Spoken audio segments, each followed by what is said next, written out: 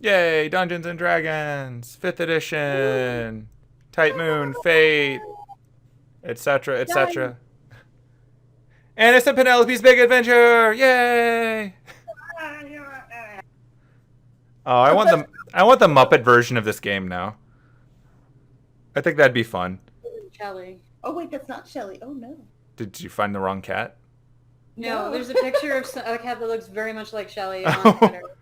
It's like you look down and the wrong cat is on you. Like, that'd be terrifying. Well, No. where did this cat come from? What do? It's like How a happened? cat. But Shelly's like, what the hell you do? So hi internet, welcome back. We're playing through. I guess we're on lucky session 13 of this Fate game. What could happen? Yeah. So since we're actually accomplishing milestones, I can recap a lot less each time.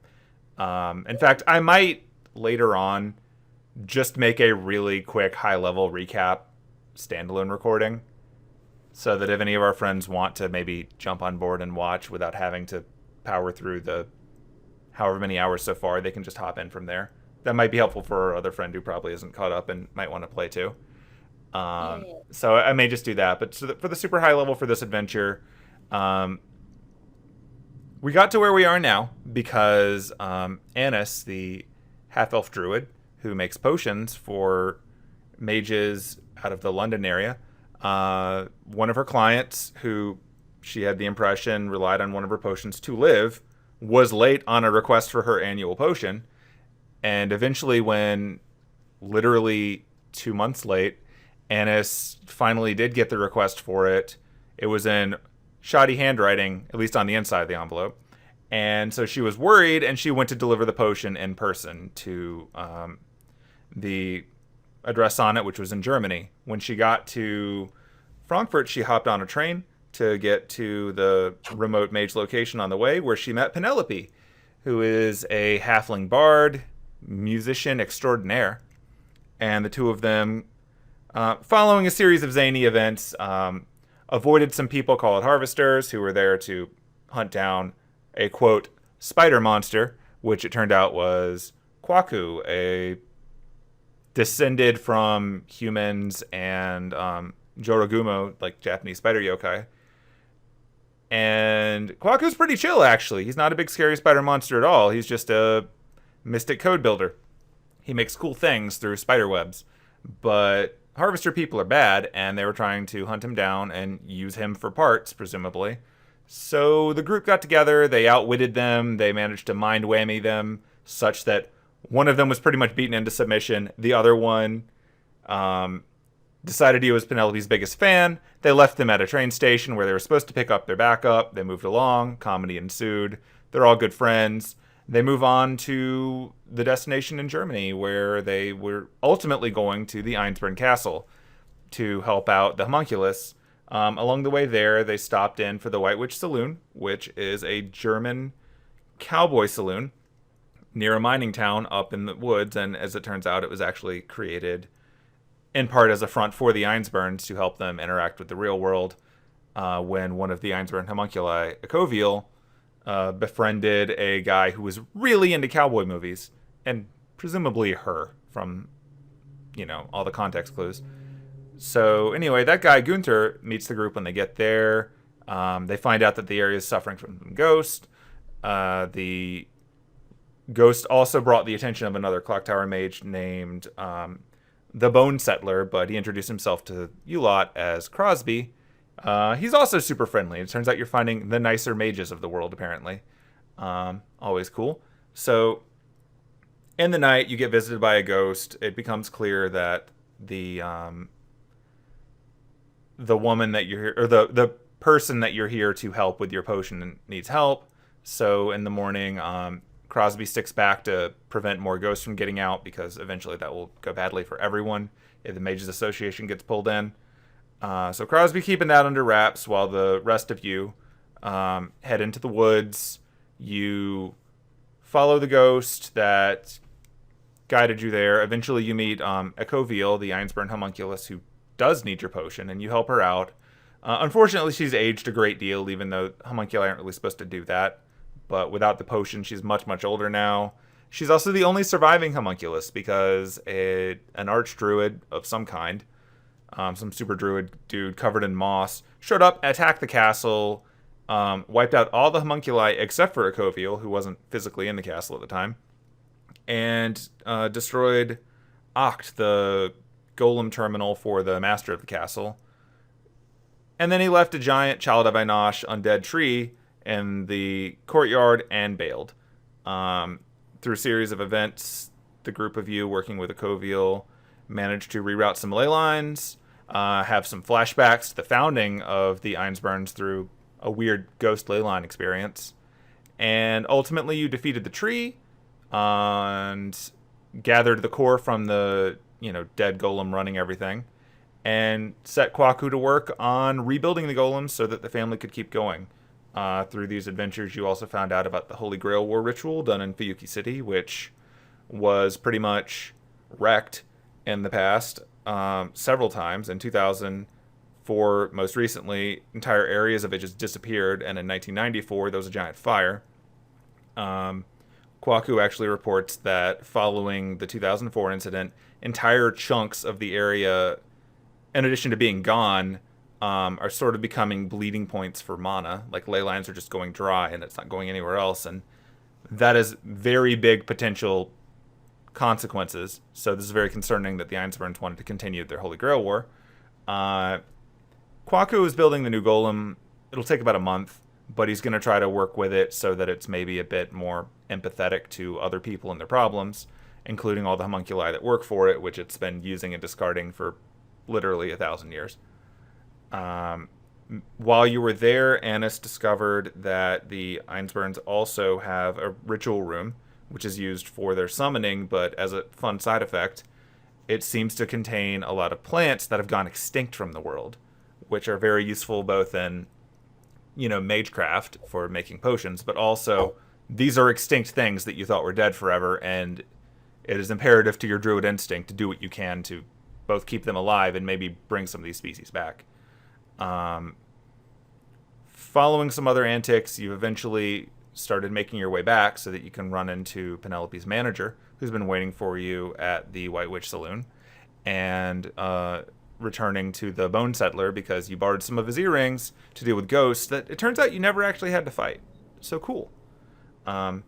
That's a lot of recap, but just because we're about to dump a whole bunch of characters back in that we haven't seen in literal months of real time. So, seemed worthwhile.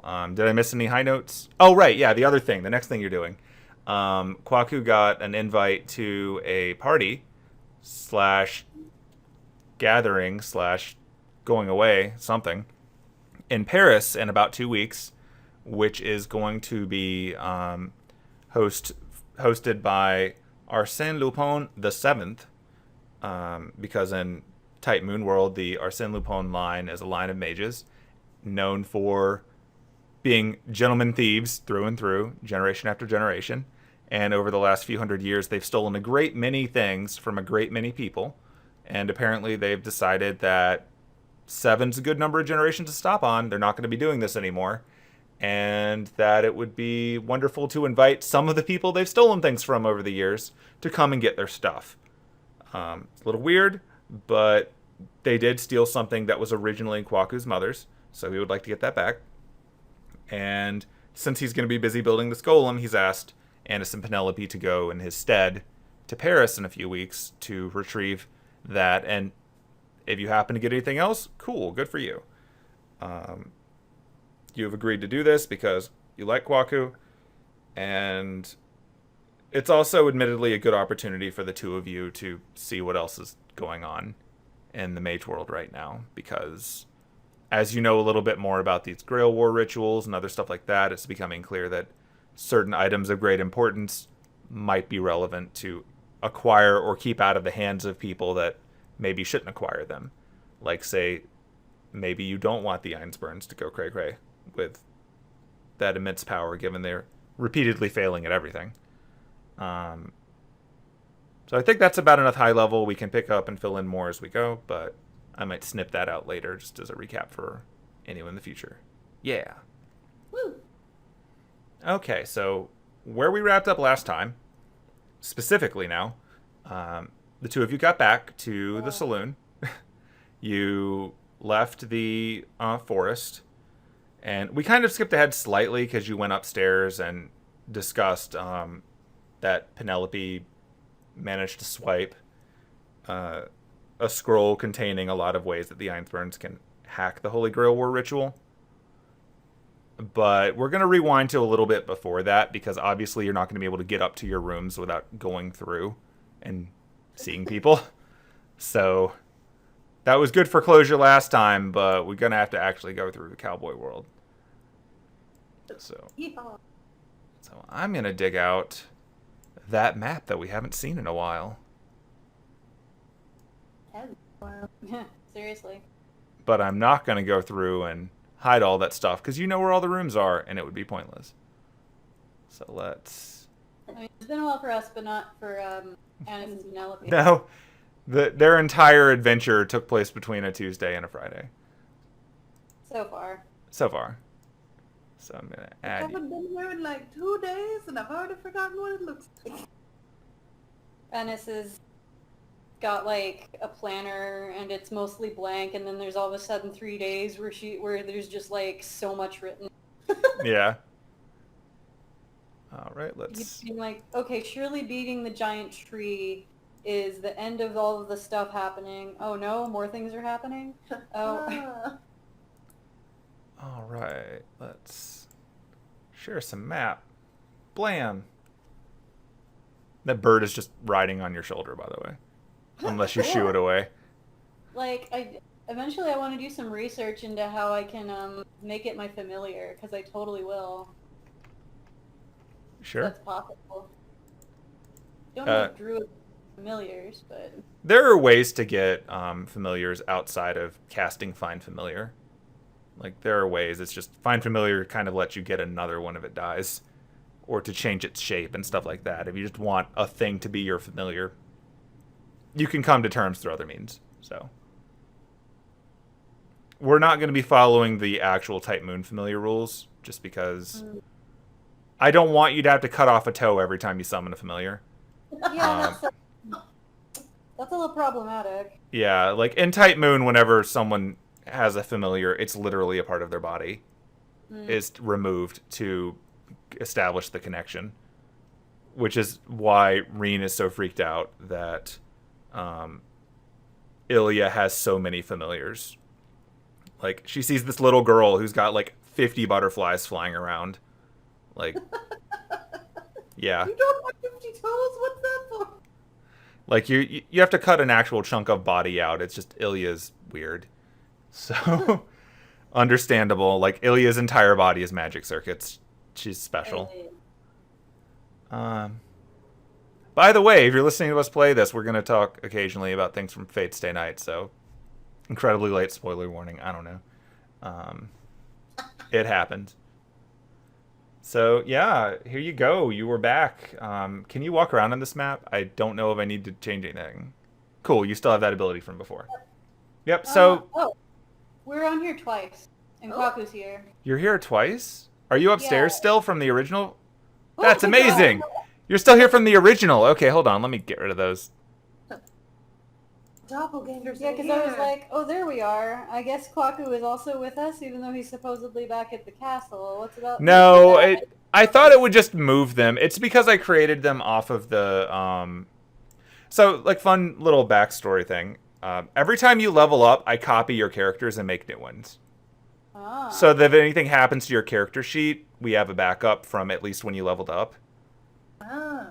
And that just means that if I didn't take you off of an old map before I closed it, your changeling equivalent is still there like a fetch. So that was like your level 3 incarnations that were hanging out upstairs, apparently. These are your level 4s, so... Hooray. If we find them on any other revisited maps, don't worry, it's fine. One day we just have to fight all of our previous level versions. Last time, weren't we joking about Anise having a twin sister named Janice? Yeah. And her dad being like Danis? Yeah. Or Mamas or something like that? Yeah. Yo. I mean, she has a family. You're not doing the normal D&D thing because both of you have living families. Yeah. For now. I mean, no. What? I don't know what your plans are. Level 25 Anise. No. But yeah, so you're back. You got a bird. You're welcome to head inside at your leisure. Just chillin'. Kicking open the door. Whee. Okay, when you open the door, the bird immediately flies in and decides to fly up here and lands on top of, which animal is that? A boar. It is on a boar between the tusks. Just watching. I make note of that. Seems pretty boring. No, okay. Done. But yeah. Okay, so yeah, you walk in. First thing you notice is that when you came back out from the woods, it wasn't snowing anymore. You seem to have resolved that problem pretty well. So that's nice. Yep, it wasn't snowing anymore, and the time of day now, because you did have to walk a little bit and reroute some ley lines and all of that cleanup. So it's currently a little later in the afternoon, but obviously there's no like crowd yet, so the people from the nearby mining operation aren't here for dinner yet. So it's still pretty quiet. When you walk in, what you do see are a few people sitting at the bar. You recognize Penelope recognizes all of them. Anise doesn't. So behind the bar, as usual, you've got Gunter, who's walking back and forth.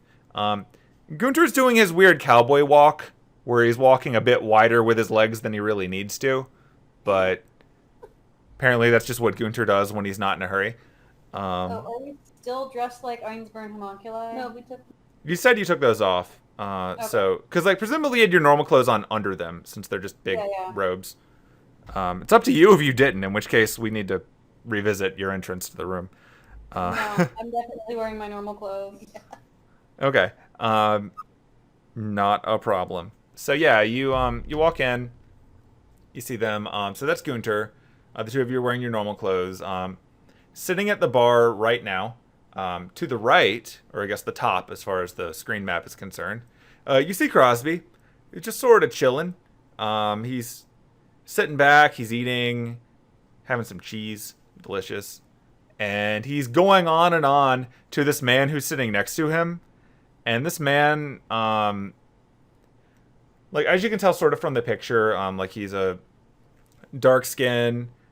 He's actually wearing a bit more of a business attire.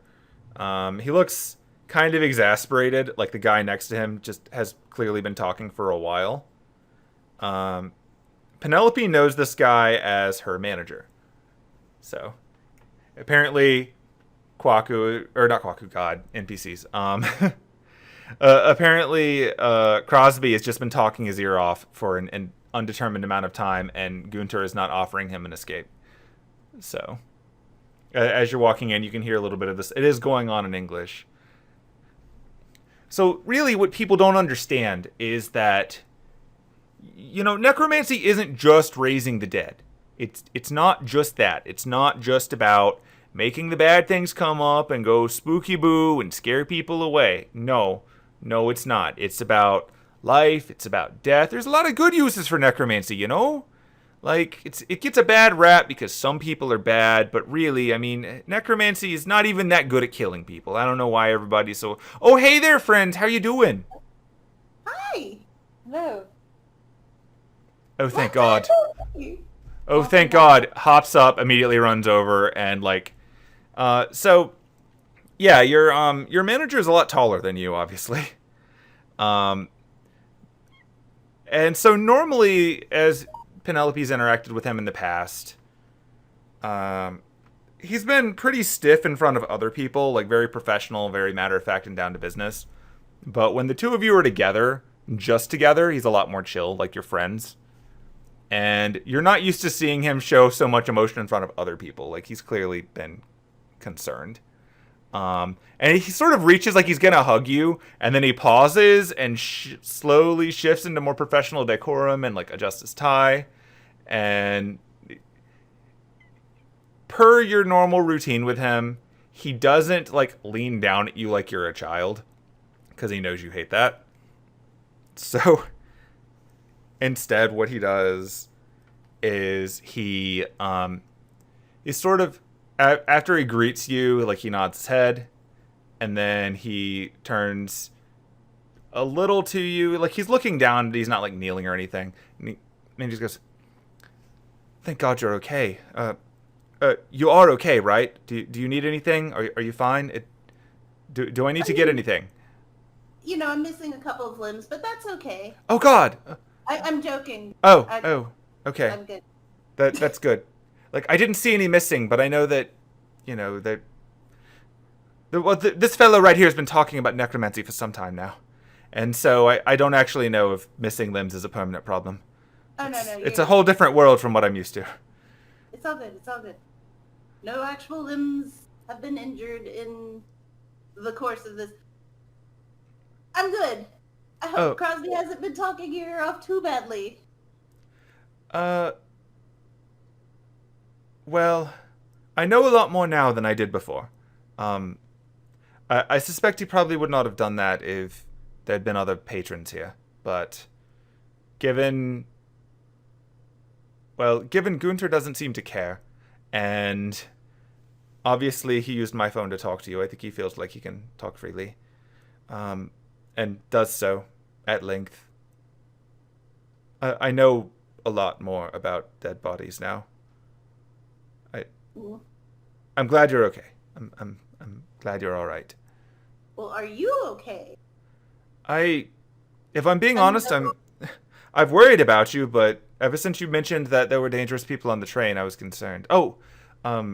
Just some news for you. Apparently, it took me a little bit longer to get here than I'd expected. I had to take the car the entire way because they had to shut down that train station where you were going to be arriving.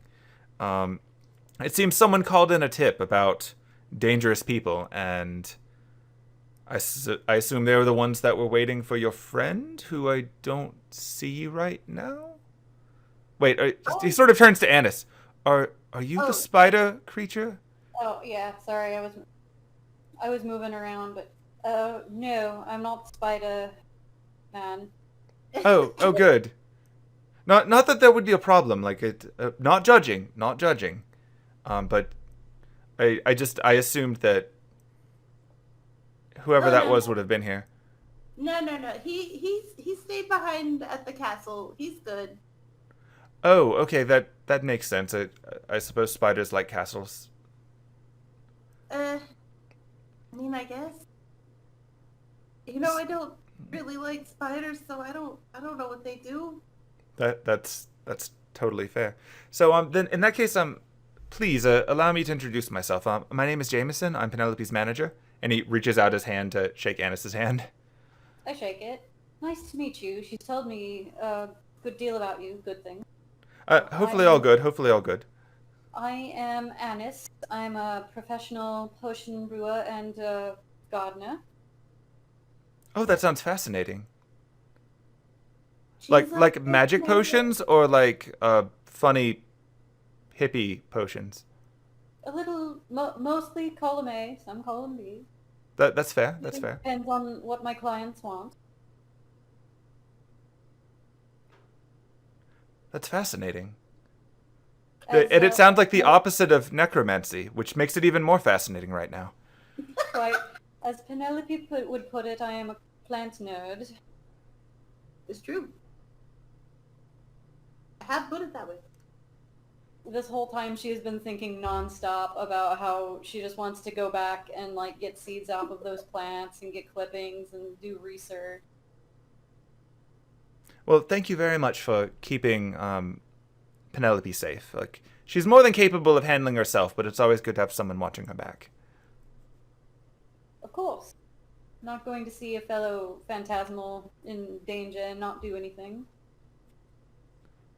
That's a wonderful mentality to have. It's a very dangerous world, and I'm learning more about it by the moment, it seems. It's a bit easier when we were just trying to stay ahead of the church and the association, but apparently, from what I've heard, there's all sorts of dangers out here beyond that. The world is becoming quite dangerous. That's putting it. Ugh. So I guess all of that said, Penelope, have you written any new songs during this? Not yet. That's fair. Busy. But I mean, I should have time to at some point before we have to head off to Paris. Oh, we're going to Paris. Oh, right. I forgot. Do either of us have the copy of the invitation? I think Or- Kwaku gave it to you. Yeah. You were kind of spearheading that operation, and I was just the last one. Right. Okay, so she just hands over the invitation. So I need you to book me a gig in Paris in 2 weeks. Oh, that should be doable. Are you sure you don't want to take more of a break for a while? You've just had a very long run. Yeah, but this is going to be as a favor for the friend we met on the train. The Spider-Man. Oh, what? Well, he sort of leans in a little bit. Will the audience also be spiders? God, I hope not. Doesn't seem like it. Okay, well, I'll take a look around at the venues and see what I can book. It's a bit short notice, but they get cancellations all the time. I'm sure I can find something. I mean, you could also just see if, like, they need something for this party, because, like, I don't mind doing that either. Oh, I suppose that's possible. But, yeah. So the two of us were gonna go to Paris in, like, 2 weeks. But, I can write something before then. It's up to you. This is your vacation time, as odd as that seems, given recent events. Like, Right? you've just been running hard for a long time. I thought you might want to relax a bit. You've gotten a fair amount of savings as a result of this trip. Like, we've sold out many venues, so it's a good opportunity to rest and enjoy your wealth. And then we got paid up at the castle, too, so hooray! Oh, did they have spider money, or is it No, euros? no, Steve? But the Spider-Man is merely a guest of the castle. The castle is owned by the Einsborn family. But, we helped them solve a problem, and, she just pulls out some of the gold. Oh. Pretty handsomely. They're Um, quite old school. I say that you cannot just spend that. It needs to be changed into regular money, probably at a museum. yeah, we need to find somewhere to exchange this. I know where to go in London, but not here. Well, in that case, I'll also look into that. I'm sure we can. We probably can't convert it all at once. I have a feeling that would be suspicious, but A little bit. I'll pull some channels. Like I'm not as versed in this world as you are, but I'm sure I can find something. Wait, hey Crosby, Oh, hey, yeah, over here. do you know where we could exchange this? And holds up one of the coins. Ooh, he looks at the coin. Huh. That's old. Don't ask me where I got it. Well, I mean, I just heard you. Like, Gunta may also possibly know something. I believe he said that the Einsborns have paid him with gold before. that's true. And as you mentioned that, flips over, lands on the seat, hops back up on his feet, and then does his wide hip walkover.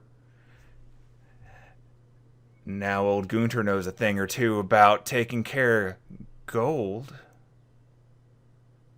Come on, buddy. I'll tell you everything you need to know. Just come on over here and let the magic people talk their magic words. And he's gonna walk over here, and he's kidnapping your manager. Oh dear. Is he going to be alright? He'll be fine. You're going to force feed him chili? He's put up with worse than this chili, I promise you. So Now, for real though, I did see him eat some of the chili, and he didn't die. So you've got a tough manager. yeah. First of all, and I just take out the earring and hand it to him. Oh yeah. No, pulls out. She had. These would have been quite useful if the ghosts we encountered weren't friendly to start with, so... But the sentiment of trying to protect us was greatly appreciated. Oh, why, honestly, if I had known that you had one of those, and he points at the bird, I wouldn't have even bothered. You didn't need my help at all. One of What? those? Yeah, your bird. I mean, okay, so Anise knows that the bird is phantasmal in some way, but doesn't Doesn't I guess know she what, doesn't. yeah. Yeah. Could I maybe... Would that be a roll, or is Crosby just going to tell me? I mean, he might tell you, but if you want to try to figure it out on your own, like you can ask, or you can, in light of the fact that Crosby knows what it is, that does narrow some things down for you, given his specialization. Well, that is... You that's could roll true. Arcana again.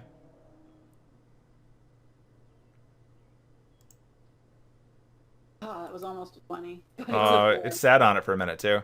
4. Ugh. Yeah, you're not really sure. You don't like. It's interesting that he knows what it is. I mean, that's certainly new information because it means it's something that some mages know about, and he seemed to be able to tell it from across the room. What is... what, pray tell, is the bird? I know it's phantasmal in some way. We did meet it inside the barrier. Oh, well, I mean, I could be wrong. Could you call it down here just so I could make sure? Alright. I will cast... I mean, you know it understands you without casting a spell Well, that's if you true. want to. Bird friend, would you mind? And I just kind of hold up my hand like a falconer would for it to land on. Okay, it makes a swoop around the room, grabs some of that cheese on the table, and then swoops over and lands on your hand. And it's just eating away at the food now. Quite intelligent, but I know for sure it's special. Yep, there's no doubt about it. What you've got there is it's a nosoi. And spell that? Nosoi. No. Okay. Well, it's a nosoi, but it doesn't seem to have its mask. Hold on, and he does a very quick thing that both of you recognize as like a minor illusion spell, so that he can create a picture in front of you. And what you see is this. Oh, it's kind of cute. Yeah, it's a psychopomp. They're bird spirits that are responsible for, well, a few important tasks at the end of life, so to speak. So, like, one of the jobs that they have is to fly around and observe important things and sort of write them down for the afterlife. Different cultures have different things for them. Like, I think in other parts of the world, we sort of think of them like almost like a Grim Reaper kind of thing. Or in Japan, they're called Shinigami. Like, they guide souls to wherever they need to go. And there's plenty of debate about where they actually go. But in this region, they tend to take the form of these little birds who fly around and they find souls that need to go somewhere and they take them there, or at least they guide them there. But usually they've got little masks like the one in this little picture here. It looks like your friend might have lost his mask at some point, and, well, I kind of understand why he might be hungry now. Because they don't usually get to eat. They don't really need to do that. But regardless, yeah, if you've got a little psychopomp like this one on your shoulder, then ghosts aren't going to mess with you because, well, everything about being a ghost is avoiding moving on, and one touch from this guy will send them right where they need to go. So I'd wager that's probably what happened for you. Like, you didn't really need the earrings because anything that got close, your little bird friend would have poofed it away. And here I just thought that all the spirits in the force were nice. I guess the evil ones were being kept away. They appear to be afraid. Cool. But yeah, I haven't seen one of these without a mask in a while. I mean, it would probably benefit from having its mask back. It's one of those things that solidifies the concept, which in high-fangly mage words means it's more effective. Like, the more closely it resembles its archetype. Like, this one's more like just a bird that's probably scary but couldn't actually send something off to the root or the other world or the afterlife or whatever you happen to believe. I've actually been looking for one for a while because I didn't know if they still could exist in the world. And admittedly, this one might not make it too long out here in the mana we've got if nothing's supplementing it. It might need to either become someone's familiar or go back to wherever it was hiding before in some amount of time. It might also be why it's kind of hungry. Here I just thought it had an appetite for human food. Well, human food is delicious. Don't get me wrong. Like, they don't usually get to eat in the first place. They just subsist off of, mana from the land and whatnot. Here I thought I was just feeding a slightly magical bird berries constantly. Interesting. Well, seemed to work out for you. You didn't have to fight off a horde of evil spirits or anything. Would I know or be able to roll for, like, knowledge of how an existing phantasmal would become someone's familiar or anything about that? Yeah, you could. That would also be an Arcana roll, but you could do it. I feel like she's maybe researched it a little bit, but hasn't been super serious. Evident by the 9. Well, I mean, like, you're familiar with where to look next. Like, you don't know the ritual offhand, but you know that there are rituals. Like, if you want something to become your familiar, you've got to essentially make a deal with it. It gets something in exchange for helping you. And you've got to do that through a certain, like, binding ritual to make it happen. Like, as a druid, like, you've got access to these things. There's kind of 2 different levels of familiars as far as you're aware. Technically a third one that you just found out about a few days ago.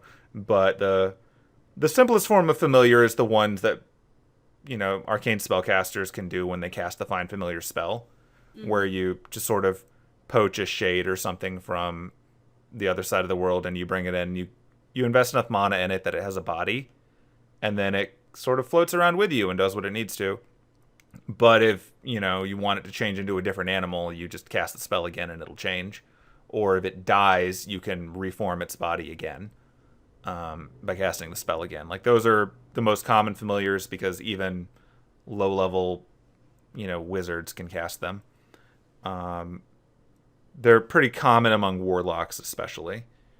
Then there's the kind that we're talking about here, where it's less you've manifest and shaped something into a familiar so much as you've made a contract with the thing, and in exchange for presumably mana to keep it alive and other tasks, it helps you out as your familiar. But obviously if something kills it, it's gone.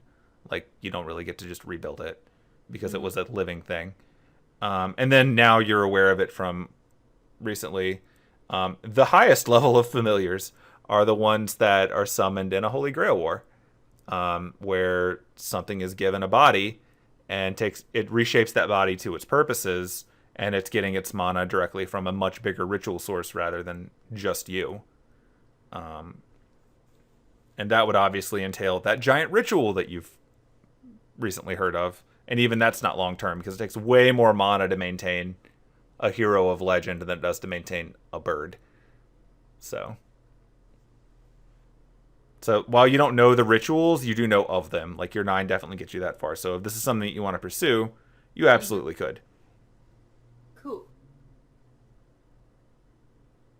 And from what he just said, it might be worthwhile to get it a little mask, even if it's not a completely close around its head mask. So I'll kind of lean so that I'm speaking between Penelope and Crosby and shout out to Gunta. Anything the bird eats, I will pay for. Don't worry. He sort of like pauses in the middle of what you can tell from Jameson's face is a long and detailed cowboy diatribe. He goes, Poor Jameson. He's at the mercy of people that all think they're the main character is what's happening Oh to him. boy. But yeah, Gunter like tips his hat back too. He's like, "Little lady, it's on the house since you helped out my friend." Oh, hear that, no soy? It's on the house. Eat as much as you want. It understands humans and human words. Oh no. Oh no, it's just going ham, isn't it? It is Yeah. going for him. It is literally on the ham. Can I roll a nature check to see if I can tell whether the bird's male or female? Didn't we figure out there was a male bird? I think so. You asked it. Oh, okay. You asked it and it said boy bird. Okay.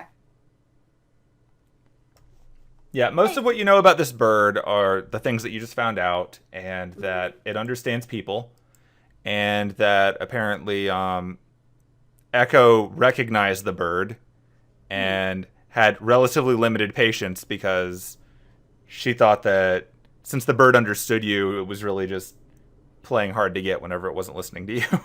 Mm. But yep, you know it's a boy bird, you know it's phantasmal, you know that it's never really wandered outside of the Einsburn area. So all of this food is new for it. And now you know that it's apparently a psychopomp. I never thought to ask its name, and now I know. Didn't think it had a name. But yeah, so in summary, it is possible with the right rituals to make this bird a familiar. Cool. You just would need to go dig those out and come up with some kind of agreement with the bird over what the terms would be. You already know at least one of the bird's vices, and that it is constantly eating human food.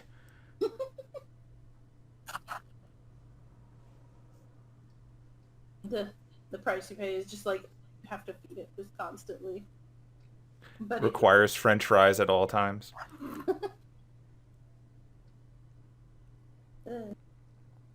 But yeah, so that's your bird adventure.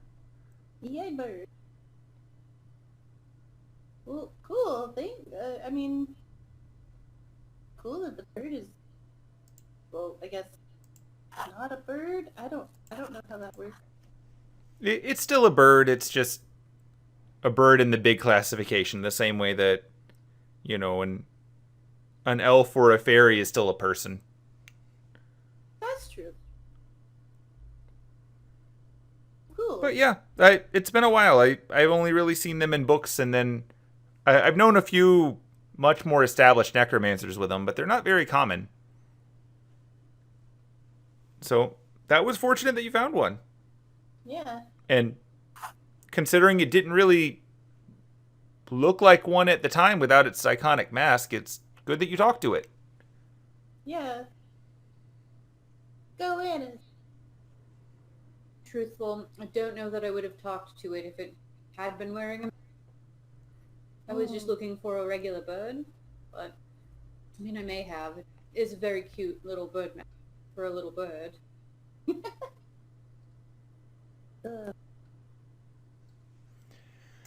So everything's going okay in there? Like, It is now, yes.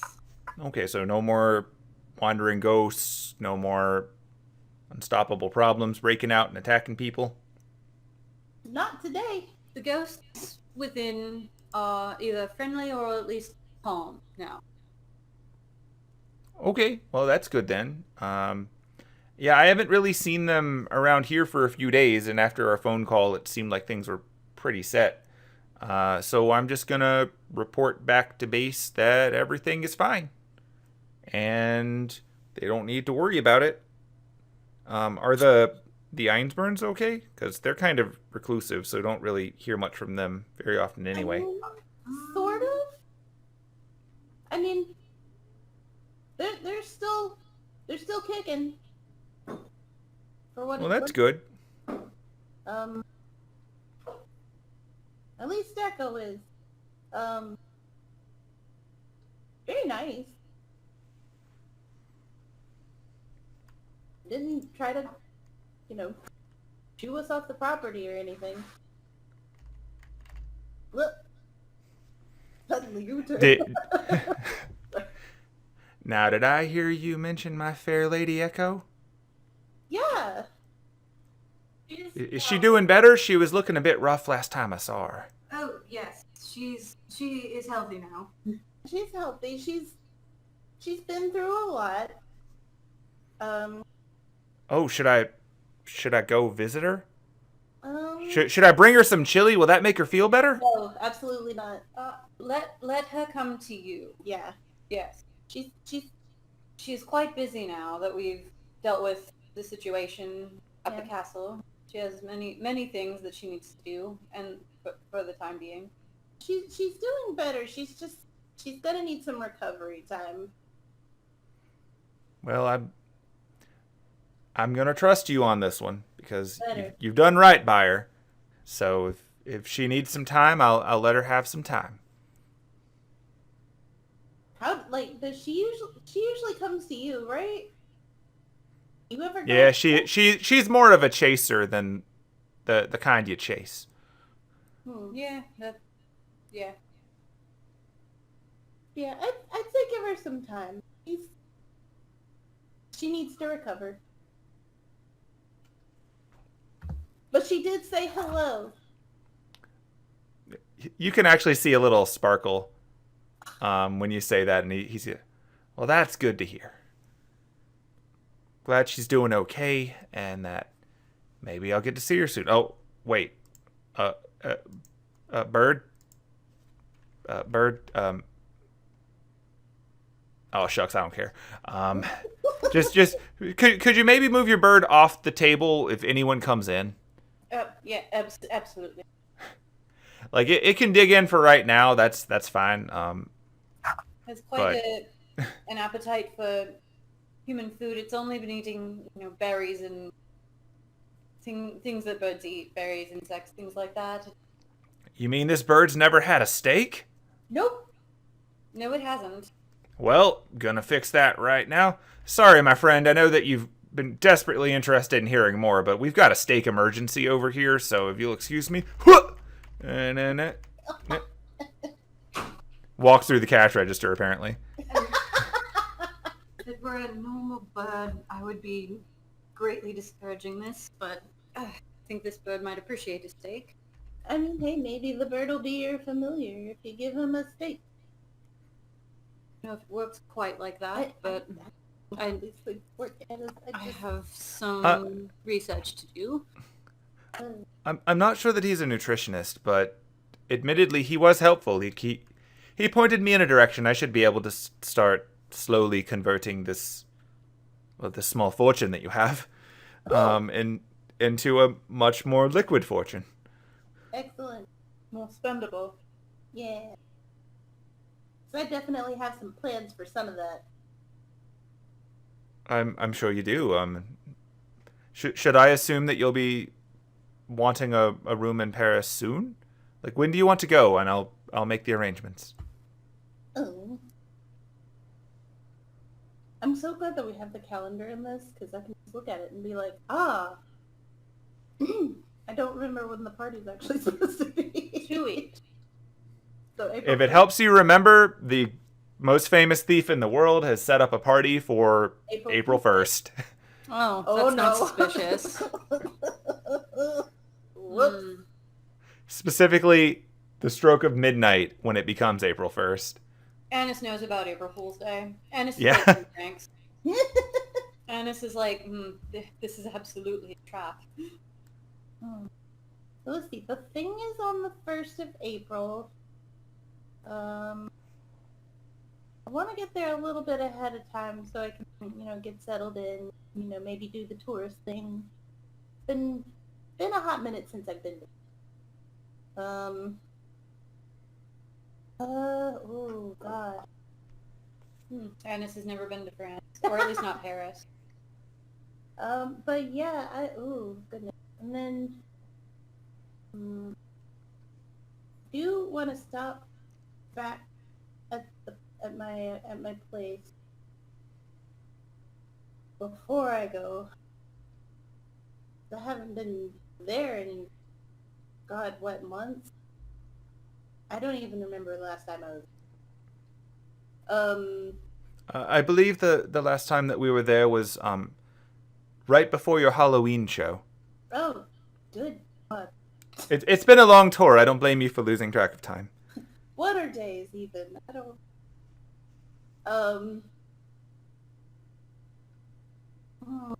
I don't know. Like, do you have anything you wanted to do before we head off to Paris? Or Yes, quite a lot back at the castle. I also do need to go to a nearby, just whatever the nearest town is, supplies. Research. Shall I meet you in Paris then? we could do. That sounds like. Oh. Oh my god. Okay, and then I think the full moon is next week, right? If I've been looking at my calendar right, I think it's next week. Actually, I think it's in like a week, maybe? Because, okay, do you remember what I was talking about with, like, the person who taught me magic? Yes. Do you want to see her?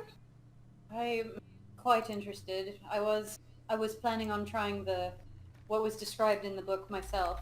Nothing. Okay, because I can do that in, like, a week. Well, I'm quite confident I will be at the castle. Full moon. Okay, so I pulled up the calendar. The next full moon is, in fact, exactly in a week. It's on the 25th. Don't make fun of me.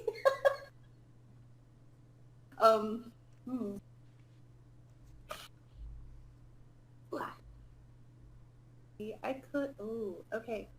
If I left now and went back to. Ooh, okay. Okay, so let's book the place in Paris for like the 30th. So like in a week and some change. That way we can get there a little early and, you know, relax, do the sightseeing thing, maybe eat a croissant. Oh, The bird flies over, nods, and flies back. oh my god. Ooh. So I could go back to Oxford maybe in the morning. Okay. What time of day is it? It is currently around 5 p.m. Oh, poop. You get the impression that the shift change will be happening relatively soon and that this is about to be a much more crowded room. Okay. Because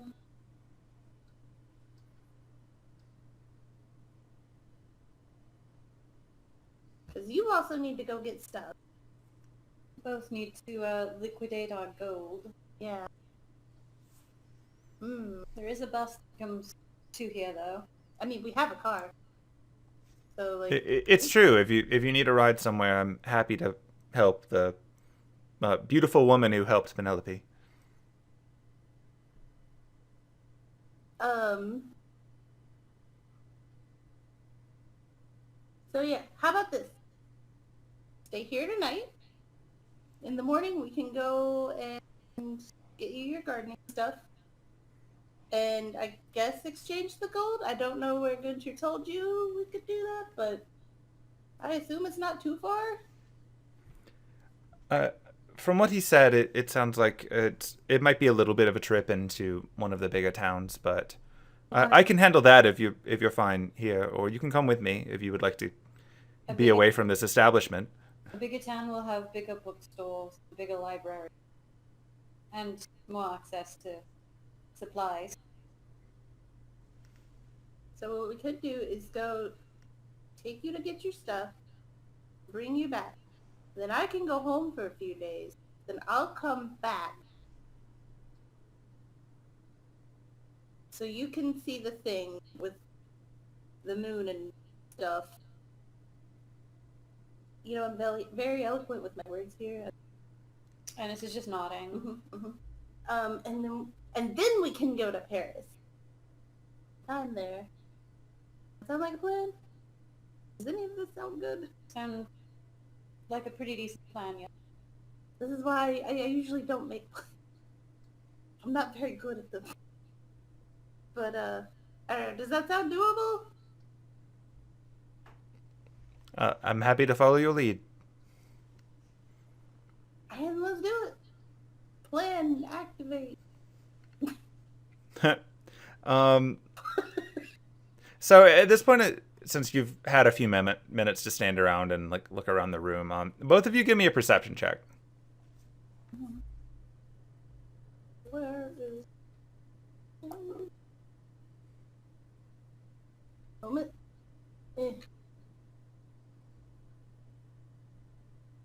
Oh. You got the tease on that one. It's okay. Anise caught it. Yeah. So, earlier when Penelope pulled out the envelope, the invite, and showed it to her manager with its little weird hologrammy effect or whatever, you noticed that Crosby wasn't surprised to see a random hologram pop out of it. And now that you're looking a little closer, you can actually see a similar envelope sticking out of one of his pockets. It looks like the same material, but you can't read it. Could it be that Oh, you're yes. also heading to France, Paris in 2 weeks? Well, actually, as it happens, I've been hired for some work there. Interesting. And he pulls out the envelope that he has. Yeah, it's a bit of a weird one. Apparently there's going to be some kind of event, which from before it looks like you're invited. Yeah, my services have been requested to assist with it. So I'm going to head there after we wrap up here. Specifically the necromancy, or... I do more than just that. But yes. Intriguing. Suppose it's a good thing that we'll have an ally, or at least a friendly face. I like to think we're friends.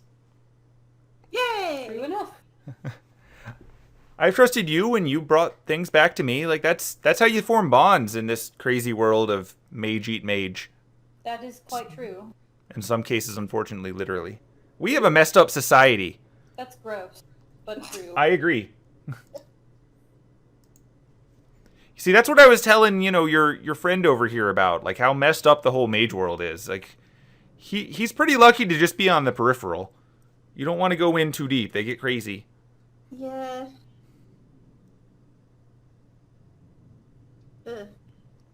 But yeah, as it turns out, the host of this event, Mr. Number the 7, he definitely has requested my assistance for something. I'm going to find out more details when I get there, but, well, he pays well, can't argue with it, and as far as I can tell, everything is on the up and up.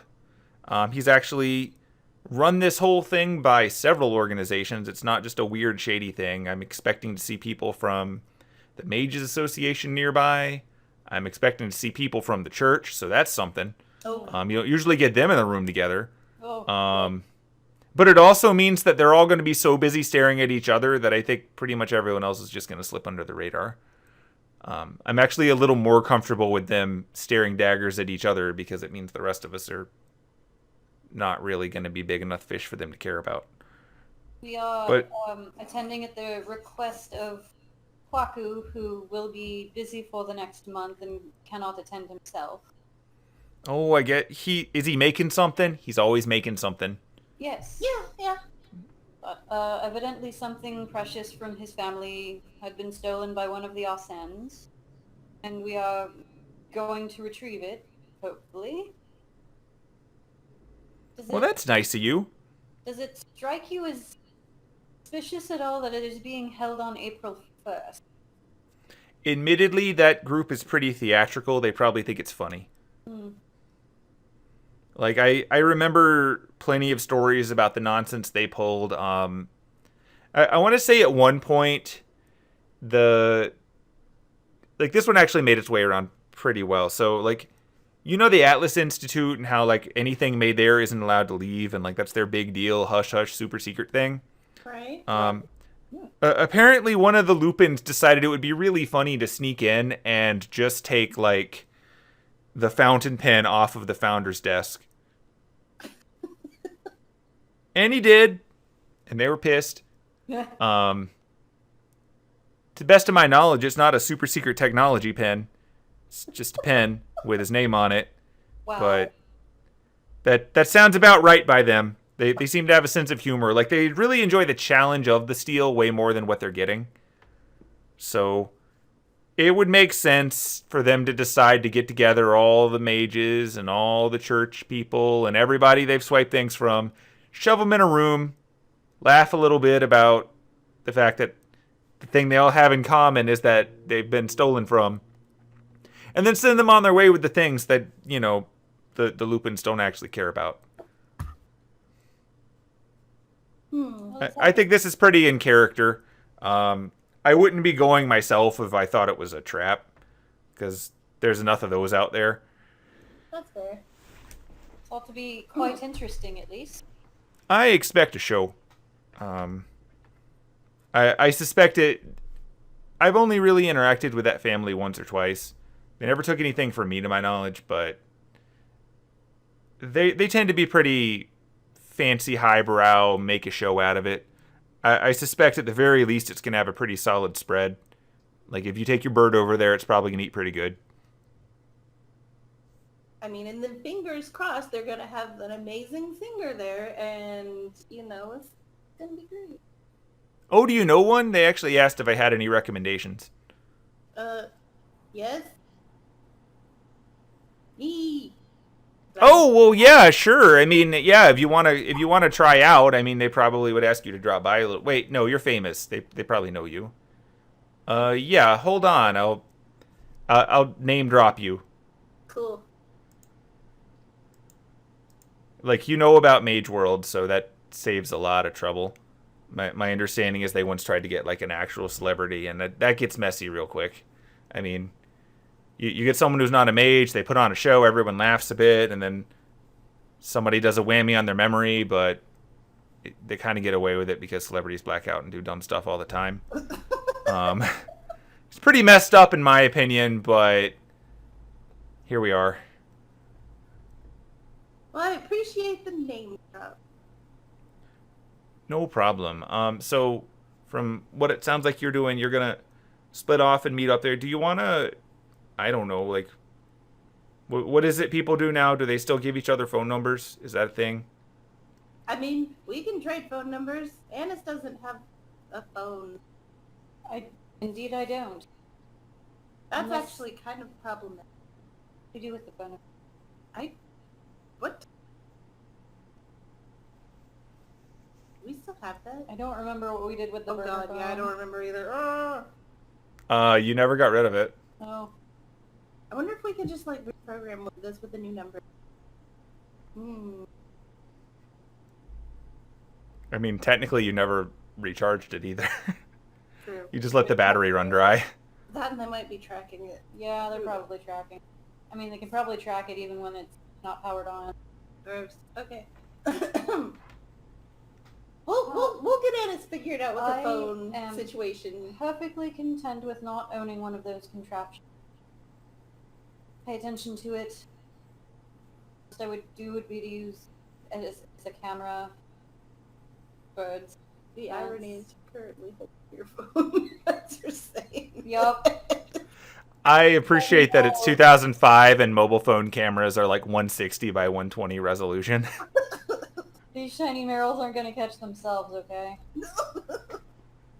But yeah, so we could exchange numbers and then we'll figure out how to get Anise in the loop. Doesn't want a phone for some reason. I don't know. Doesn't There- listen. Well, it's not that uncommon. I mean, I've known plenty of mage families. It's really just about knowing the aesthetic that works for them. Like, when I want to call up my friends in the necromancy world, what you do is you take out a skull and you whisper in the ear hole, and then their skull, which is like related to this skull, will start clicker-clacking with its mouth and it'll say the words. And it's kind of like a phone, but, you know, bones. We called it a phone bone, but eventually that just became offensive, so we stopped. Well, Anise, would you like a phone bone? Because apparently that's a thing. No. Okay. We'll figure something. But yeah, and she just gives Crosby her number. All right, and he likewise gives you a number back. Cool. And then you point out to Crosby that you're going to need more numbers than that because he doesn't understand area codes. And you go back and forth, and you figure it out with his phone, and it's sorted out. Hey. And he also leans over to Jameson. So, like, could we maybe also get the number out of your phone for that castle? That might be helpful. Oh, right, yes. And he digs out that, and you all get to play phone tree now. Woohoo! So all of those things are being written down while Anise is just standing there. Suppose while I am at the castle, I can be reached through that phone. Ooh, yeah. I can call you and give you a heads up when... Excuse me, oh god. Apparently I'm day drunk. Look, Penelope's had a life, and she's still a celebrity. But yeah, so like I can call you when I'm on my way back, and we'll figure things out and do mood stuff. You know, mood stuff. Sounds like a plan. Cool. Yay. We gotta figure it out. All right. Moon stuff. Moon stuff. May or may not become the title. Right now, but at some point I'm going to ask Gunter for the address specifically for the saloon to have in case I need anything shipped here, which I will. I think you technically have that. Oh yeah, because you send the potion. That's true. Yeah. Hey. Never mind. It's all good. Oh me. Who are you? About the time that you mention it, Gunter walks out with a nice little, like, 4-ounce steak, puts it in front of the bird. The bird jumps on it. I don't think he's going to need the fork and knife. And in fact, I'm kind of worried about what would happen if he were armed, so I'm just going to let that happen. Walk over here now. And, okay. So, what about that other feller that was with you? I don't see him anymore. Is he okay? Yes, he's staying behind at the castle to help Ecovial rebuild it And to recover. and to recover. He'll be there Cool. for about a month, I think. Oh, wow. I don't suppose he gave you back his key, did he? Oh yeah, he totally did. Oh, good. Oh, good. He did. Good news, Jameson. You don't have to sleep in down here anymore. Hands the key over to your manager. Where else is he going to sleep? You booked all the rooms. No, we totally did. Whoops. Oh In his car. You booked all the rooms, and he's been here for 2 days. And we took the keys. no! Ah! Oh no, I'm so sorry, Jameson. Oh shit. No, it's fine. It's fine. I'm glad you're okay, and if you'll excuse me, I'm going to finally go take a shower. I so owe you a raise. Holy shit. Well, I do know that you're wealthy now, so good. Shower. Jeez. And away he goes. Boy, is he going to be disappointed. Multi-face palming. Just, oh. Ennis just pats her on the head. Ugh. Let the record show that I did drag him into the shower.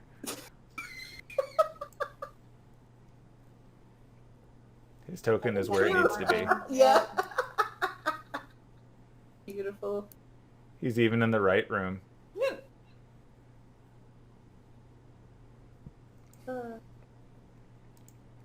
Well then, since we're gonna be here for the rest of the night, should we just go upstairs? I mean, I'll go up.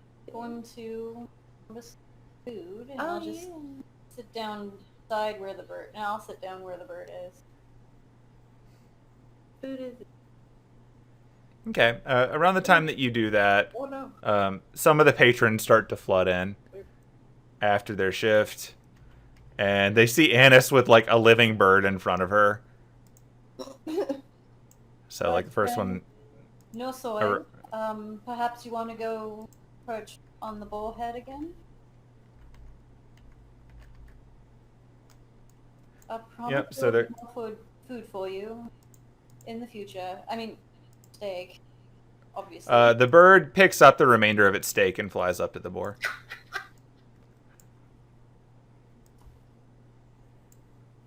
And you can hear in German the guys commenting that it's probably another one of Gunter's gimmicks. And that's about it. It's kind of suspicious how they're not worried about a living animal wandering around in the food, given Gunter. I will But call to them, don't worry, it's mine, I'm a witch and it's my familia. Like in a jokey way. In German. there's a bit of a pause, and then like this one right here, that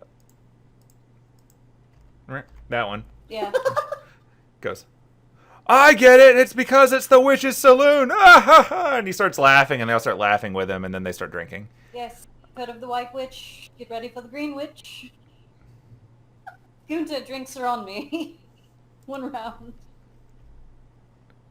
Well, all right then. What would you have them drink? Just kidding. I know what they want. Goes over the bar again, yes. Oh, and I'll fill in Penelope in English about what I said. You've heard of the White Witch? Get ready for the Green Witch. I mean, I am dressed in a lot of green. That's true. Crosby goes to sit down, remembers that this is the one that constantly gets jumped over, gets up and goes and sits down over here. I am a thrill seeker, but only just. But yeah, it sounds like you lot have got things taken care of here, so I'm gonna take my leave in the morning and I guess go set up in Paris. I'm gonna call home for a little bit first, of course. Got to check in with the family, and then I'm gonna head to Paris, and I guess I'll find the two of you there. Now that I've got your number, I'll follow up once I hear if they've got the go-ahead on the music. Cool. I'm sure they would appreciate any kind of show, especially from someone who's actually capable of using a little bit of the magecraft to spice it up. I believe in you. Thanks. And yeah, so like he plops down. He wanders back over for just a second and grabs some of that. Well, not through you. That's weird. He's clipped in a funny way. He grabs some of the food that the bird wasn't eating that was originally his, and he brings it down here and eats it. Uh-oh. While he's doing that, Gunter knows better than to flip over the table with the drinks. Actually walks around, sets people up. Cool. And then as he's coming back, he stops by Penelope and goes, "Oh yeah, this came in for you. Believe there was a promise made. I'm a cowboy in my word." And he takes a step around, goes back through, comes back out with something that he hands to you. And I'm going to display a picture first. Yep. It's a tiny hat! That was just my personal reaction. Honestly, it's a Mimi Tachikawa hat. It is. It really It is. That's exactly what it is. I made a point of finding one. Official cowgirl hat. Yep. Puts it on immediately. Well, now you're official. Yeehaw. I'm going to add it to your inventory now.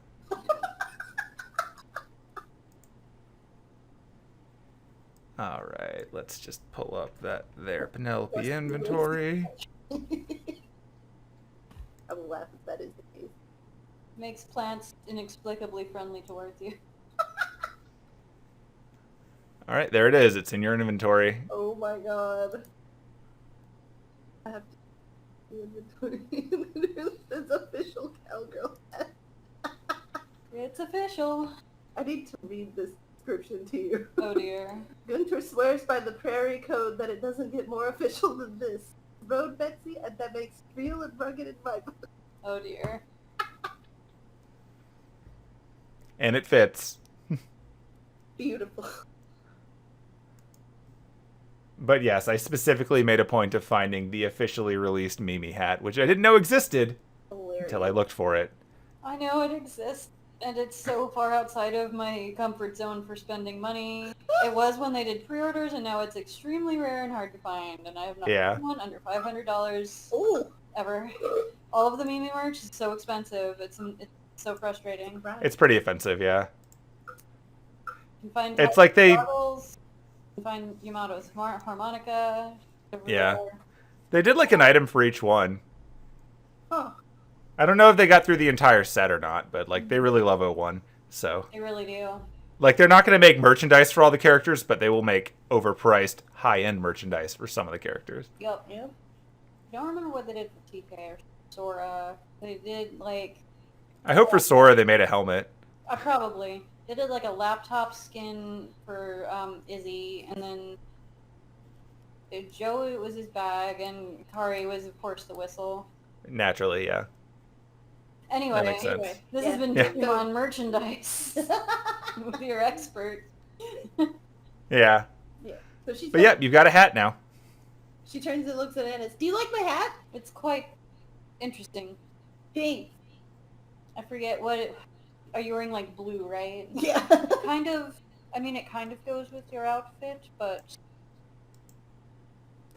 Now, if I'm being honest, I picked that one because the last time I saw you, you were wearing white and red. That is fair.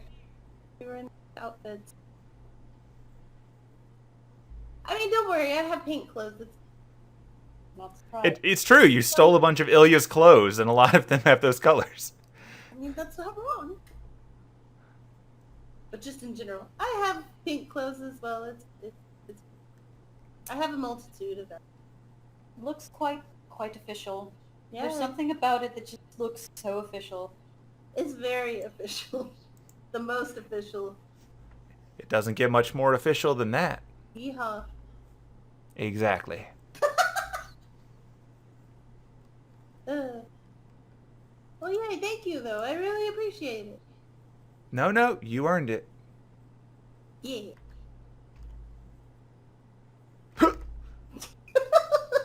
Just vaults over the counter. He enjoys doing that, apparently.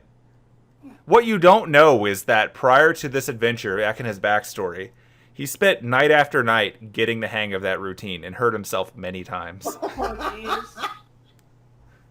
But now he's a master. Congratulations. Alright. So, We ordered dinner. we ordered dinner. Yep. Dinner is provided. That's when she's like, by the way, at some point, when we go upstairs, I need to show you something that I found in the castle. Where we were last week. Remember? You're going to close that time loop? I haven't shown you the scroll yet. Oh, yeah. Gotcha. Because I did that at the end of the last thing, and then we rewounded it. Oh, yeah. Okay. So, yeah, I just want to show you something that I found in the castle. I think you'd be interested in this. Okay. Yeah. All right. So, yeah, if everyone's pretty comfortable with settling in for the evening, you are free to do so, and then you can have that conversation. Woo! Except that you already showed me the scroll. Right. Yeeting myself upstairs. Whee! Well, I'm Oh, trying to, except but you trying can't go to. through the wall. That's quitter talk. Can you not go through the wall? No. I couldn't.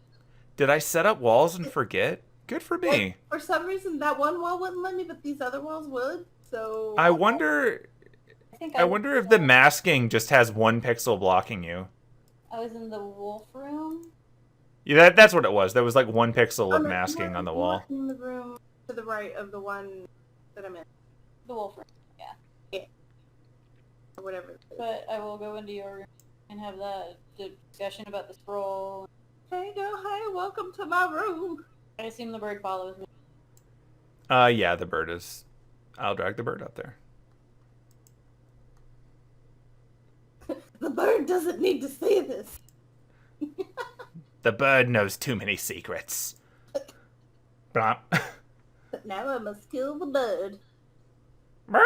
It has 1 HP. Then it'll be easy. Got to do something about that. Maybe its little mask gives it. But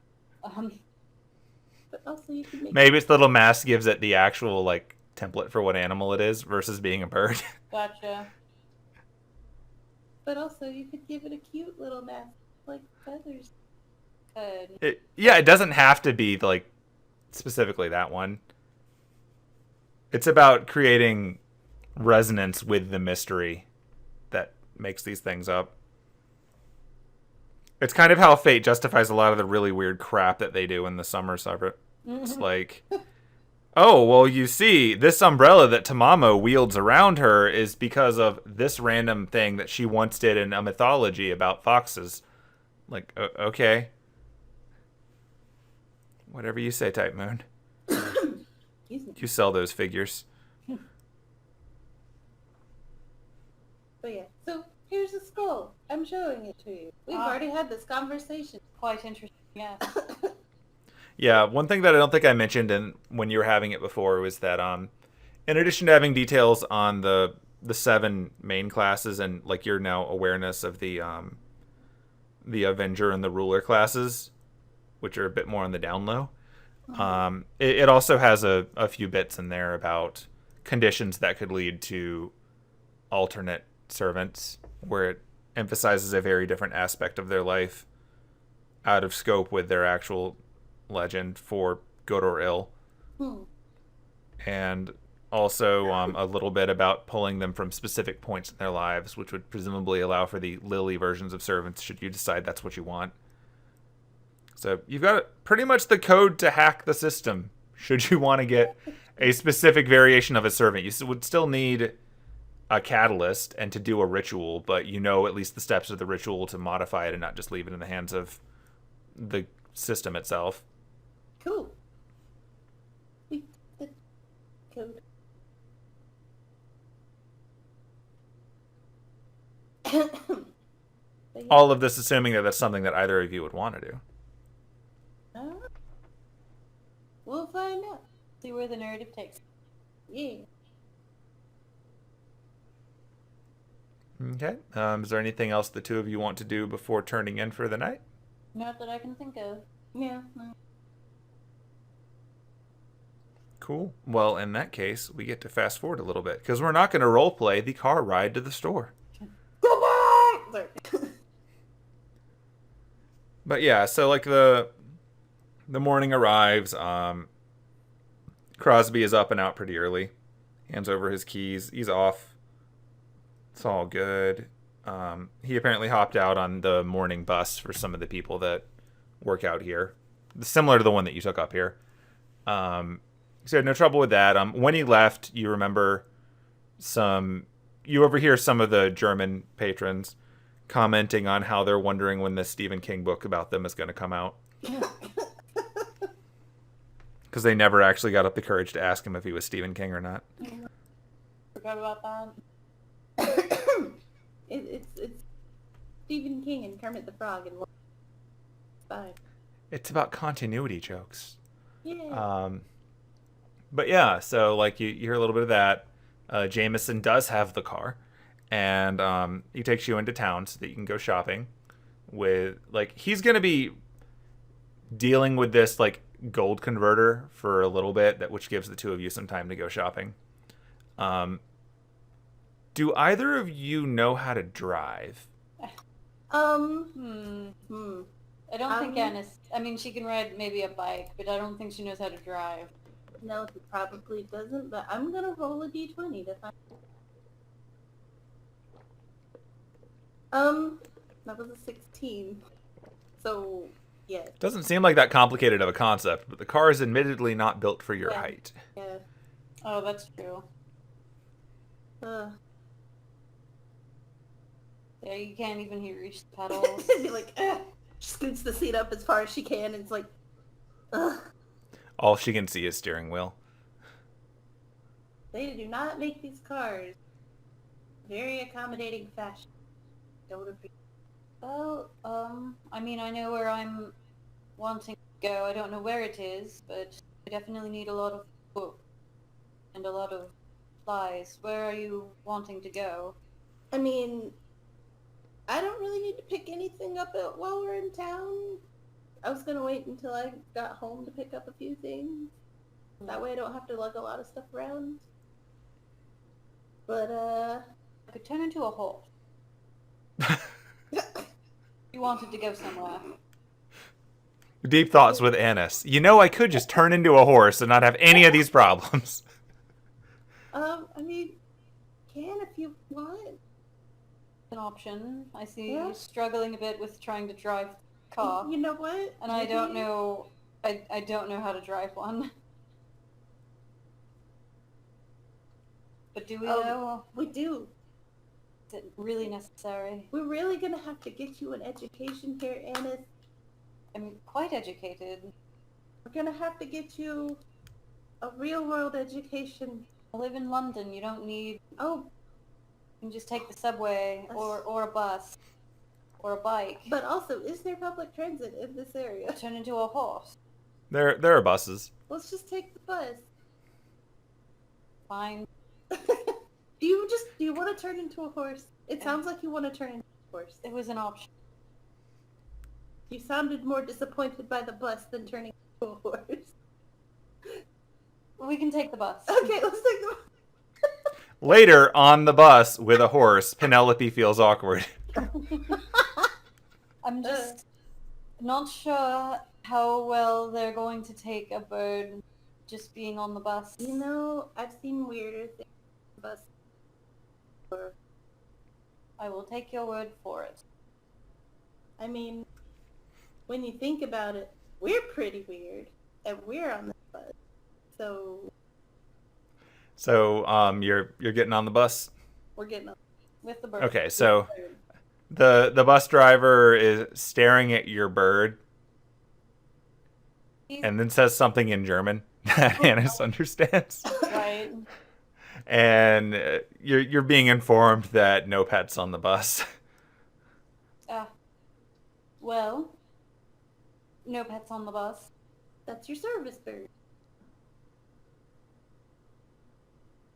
What? Tell him that's your service bird. It's my service bird. The bus driver narrows his eyes, looks back and sees no one else is on the bus, shrugs, and tells you to clean up after it. Quite domesticated, and friendly. Penelope holds out her hand like she's going to shake the bus driver's hand. And then coughs on him? No, coughing because like apparently we can't breathe. Yeah, no, she's. And is standing there with the bird on her shoulder. How do I say awkwardly. hello in German? How do I do it? How do I say it? This is something that Kim knows but can't think of at the moment. Well, I assume a basic Guten Tag will do. Oh yeah, Guten Tag. Guten Tag, sir. So now that you've actually said something in English, goes, oh yes, good morning to you too. Yeah. Hi. They deal with tourists. What? No, literally, what? I didn't hear what you said. Oh, they deal with tourists. Oh, Like, true. Guten Tag, sir. but what this also means is that he heard you telling Annis to say it was a service bird, and then Annis awkwardly repeating that it's a service bird. He just doesn't care. She's like, well, sir, I would like to shake your hand. He reaches his hand out a little cautiously to shake your hand. She slips him a gold coin. Don't worry about the bird. It's fine. Stares down at it in his hand. Shrugs. And puts it in his pocket. Anise is gonna go take a seat. Penelope is also gonna take a seat. I just realized I could have done something, but it's fine. Don't worry. Anise is going to say to the bird as she's handing him just an assortment of random food that she took from breakfast. Stay on my shoulder. Please don't poop on me. It flies up on your shoulder. Oh, It does not poop on you. forgot to tell the bus driver where we're headed. Well, the bus is going to follow a route. True. Not like a cab. I don't know. Depending on the bus you're going on, the bus driver will ask you That's true. where you're going. Yeah. Or at least they do Well- that up in Vermont. I don't know. I haven't really had that happen, but I believe it. I could believe that. But yeah, so the bus is continuing along its route. It seems like it's like you're not in a big city or anything. Like it's a town, but it's obviously bigger than just a saloon next to a mining colony. So, but yeah, it's doing like a metro loop. You can see all kinds of stuff from stop to stop. You see grocery stores. You see an assortment of smaller, more independent restaurants. Eventually you come to an area that looks like it's more Main Street. And on Main Street, you can see some bookstores. Like you do see like something that looks like maybe a home supply shop. That's probably where Anise would find the stuff, like a hardware store kind of place. Mm-hmm. That's probably what you're looking for. Anise is also looking for books. Yeah. Well, like there's a bookstore. There's a lot of like quaint little. You're not really seeing a whole lot of chain things here. Like this is probably a town that's been roughly the same for a while. So, but have at. You are free to go into either. Where do you want to go first? Guess I'll start at the bookstore. Alright, we're going to the books. I'm looking for books about plants, like specifically local plants, obviously like extinct plants, things like that. Okay. Roll investigation.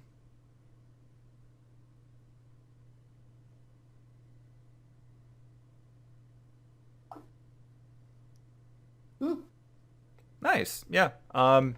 You don't have too much trouble. Like everything is labeled in German, but that doesn't matter for you. But looking around, you can find a few books. There's some more modern things like farming and books like that, like on the more common crops of the area. But you also find on a book that's more of a history of horticulture for like the Rhineland area. It goes into a bit of detail on the different like big crops, but also big plants. The unfortunate, like there's a giant chunk that makes you upset about the variety of things that have died out over the last like 100 years. For reasons ranging from industrialization to multiple world wars to the consequences of the East-West Germany.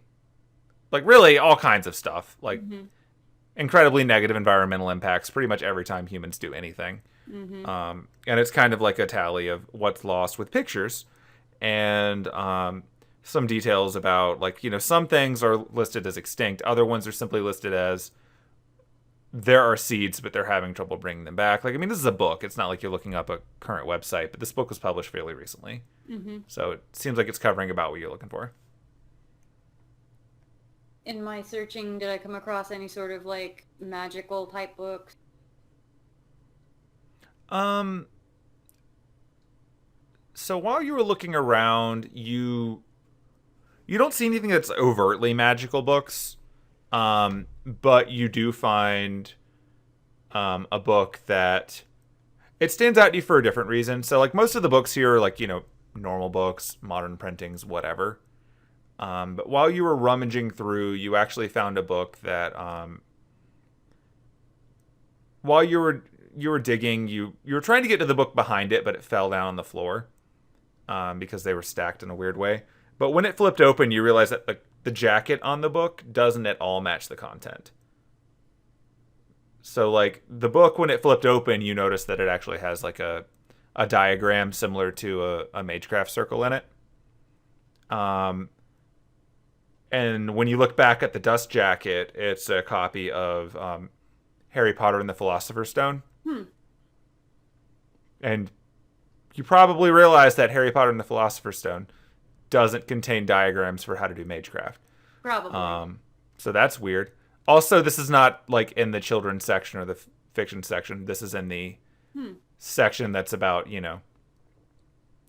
herbology. So this is completely out of place. Definitely buying that one.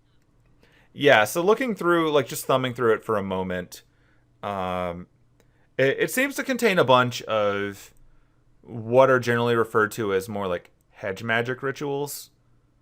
Like, it's not magecraft in the traditional sense of like you could follow this and cast spells, so much as it's a collection of different like local legends and mythologies from the area, old wives' tales, rituals, things that like are interesting to you as a druid, because whether or not these things are actually accurate, it's clearly some human's idea of some of what's going on. And like that in and of itself could actually be enough to make something matter, because a lot of magic and magecraft is about having something that people believe will work with enough mystery that people wonder about it and then it can happen.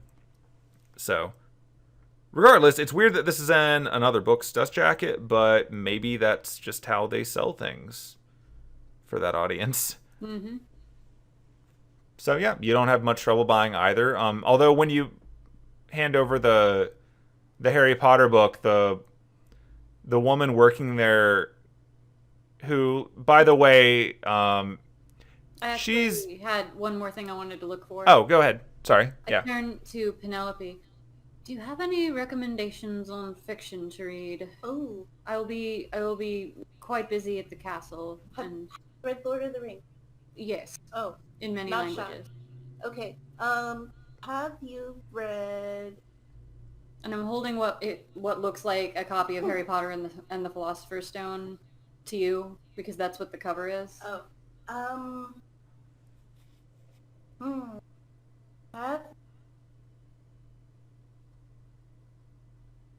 Have you read any Jane Austen? Probably. Yes. Oh. Is that rolling for Jane Austen? That was a roll for Jane Austen, yeah. Okay. Which one? Have you read all of them? There's like 6 of them. Yes.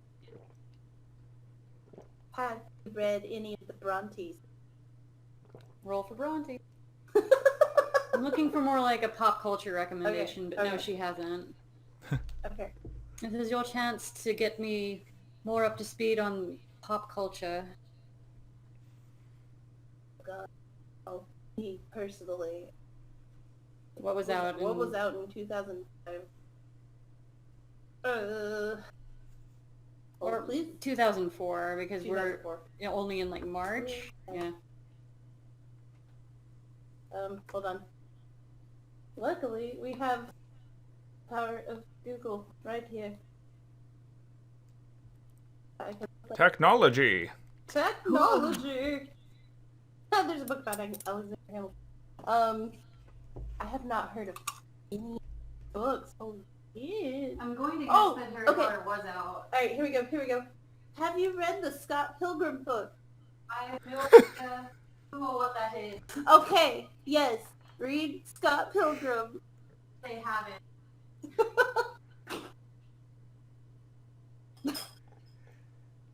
Let's see, it's 2005? The first book apparently came out in 2004. Yeah. What a little... Then they'll have it. It's recent. They haven't.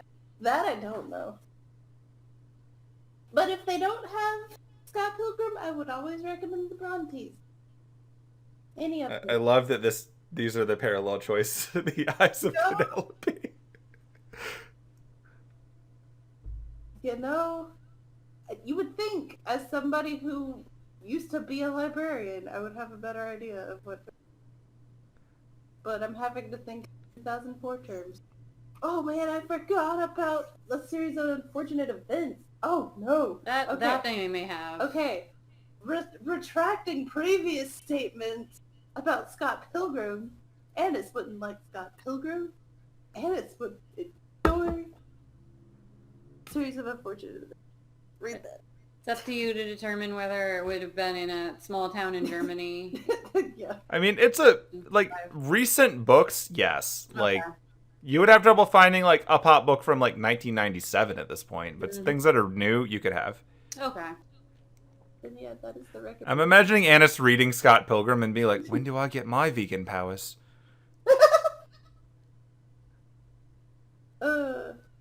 Yeah. Oh wait. Yeah, I'm gonna roll to see if I find that. I'm gonna roll because for I just want to something roll a else. die. Okay, I'm going to assume there's a small comic book section, and Anna sees Spider-Man on the cover. He's like, interesting. She'll just pick up a few issues of Spider-Man, whichever Spider-Man was out at the time. Oh, I Sure. you found Kwaku's life story in print. Really? Yes, absolutely. She doesn't believe See, you. it's 2005? I don't know. All right, now I'm going to check. I'm going to Wikipedia right now. Well, I'm wondering if that's probably around the time of the Ultimate Spider-Man stories. Because Spider-Man 2, the second movie, had just come out. Yeah. Like, the best for its time Spider-Man movie. Possibly still the best Spider-Man movie outside of Spider-Verse. But I'm wondering if they'd gotten to Miles Morales yet. I don't think he's there yet. No. I think he came later. So she hands her a copy of a series of unfortunate events. Oh god, that was 2011. Yeah, never mind. Spectacular. 2003 to 2005. Yeah, it would be spectacular and amazing. Those have been running for like 30 years. Cool. Well, Amazing's been running for like 50 years, but whatever. Yeah, you find Spider-Man. No problem. You triggered the nerd part of me that still has like mid-90s Spider-Man comics in my closet. Friendly Neighborhood Spider-Man was also apparently a 2005 thing. That checks out. There's a lot of Spider-Mans, and you find some of them. Cool. So yeah, you found some Spider-Man. You've got some unfortunate events. I want to see what the German title for Spider-Man is. That reminds me of the shirt that Brian has that's Spider-Man, but it's in Spanish. Oh, this is amazing. Oh dear. Okay, so this is from 1981, but I don't care. The title is amazing.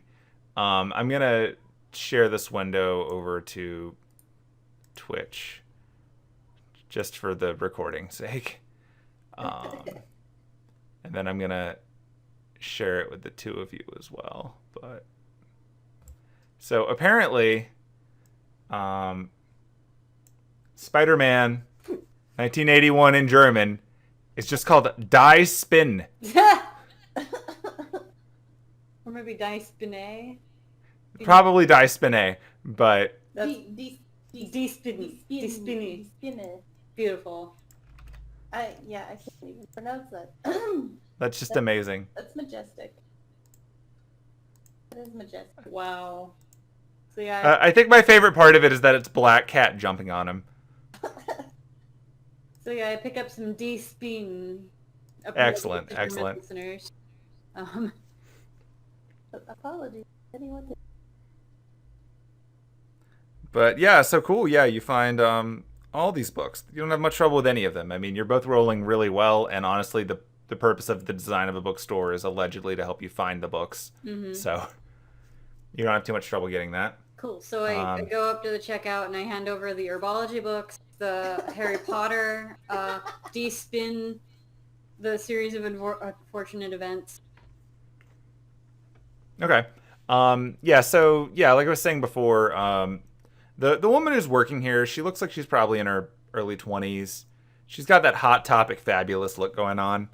but German, so exactly the same. Because it turns out Germany went through its goth phase around the same time. Huh. As I understand it. Apologies if I'm wrong, but I just seem to recall that being the case. But anyway, yeah. So she's ringing up your books one at a time. She gets to the Harry Potter book and she kind of looks at you, and like you're getting the sense that she's sizing up whether or not you realize what you're buying, given you also have like books for children and books for grown-ups. Stone face. Okay. She's gonna reach down under the table and she's gonna grab a bookmark and she's just gonna slide it into that book for you and say in German, like, on the house. And then she puts it all in your bag and sends you on your way. Cool. I will pay a little bit extra. Okay. She appreciates that. Alright, are we done here? Yes. Alright, where are we going next? You said it was like a hardware store? No, home goods. Yeah, it's like a home goods type store. Yeah. We're going Not actually home goods, but like, yeah, effectively a hardware store. Like a place that's going to have indoor and outdoor maintenance and like lawn equipment and stuff like that. Plant stuff, home maintenance stuff. I'm looking for plastic Ziploc baggies. I'm not in my accent. Looking for plastic Ziploc baggies, all kinds of bottles, preferably with cork, plastic tub. Tupperware was a thing. What am I thinking of? There's Plastic containers. Potting. Things to take care of plants, mainly. You're not going to have trouble finding those things in a Yeah. modern city, thankfully. need the gardening stuff. And also a couple of not assembled yet cardboard boxes. Yeah, you can find all of that stuff pretty easily. Like, you're not going to have to roll for that. That's just a shopping trip. I'm assuming, After a certain point, you're going to have a bit to carry, but yeah. I'm also assuming that the castle is equipped with like pots and pans and things I can use to brew potions. Aside Yeah, from, I mean, just from being there, you got the impression that like it is a fully functioning mage workshop that is also host to lots of people. Yeah. So, And then there's the stuff I brought. yeah. I have a potion making kit on me. Yeah, you've always got the stuff that you need for the basics. You found all the materials that you needed there. Like, you've got a good sense that if you were to decide that your goal was just to make potions, you could just plop down and make potions for a long time, as long as they didn't kick you out. Gonna pick up Like, they're very well situated. some a notebook with like a nice fancy cover that speaks to me. And I'm gonna pick up probably some like index cards and pens and Sharpies. Okay, because I have to ask, when you say a fancy cover that speaks to you, are we talking like nature? Are we talking Three Wolf Moon? Are we talking Lisa Frank? Like, what kind of stuff we getting here? Penelope, do you want to pick out a notebook for me? Are you sure you want me to do that? Sure. Oh, okay. Alright, I'm gonna look for like the glitteriest freaking cover I can possibly find. My But not the goal, kind that actually sheds glitter, Yeah. but just like Right. my goal here is if someone were to look in my things for a list of extinct plants, they would see that and be like, couldn't be that. Just in case. Okay.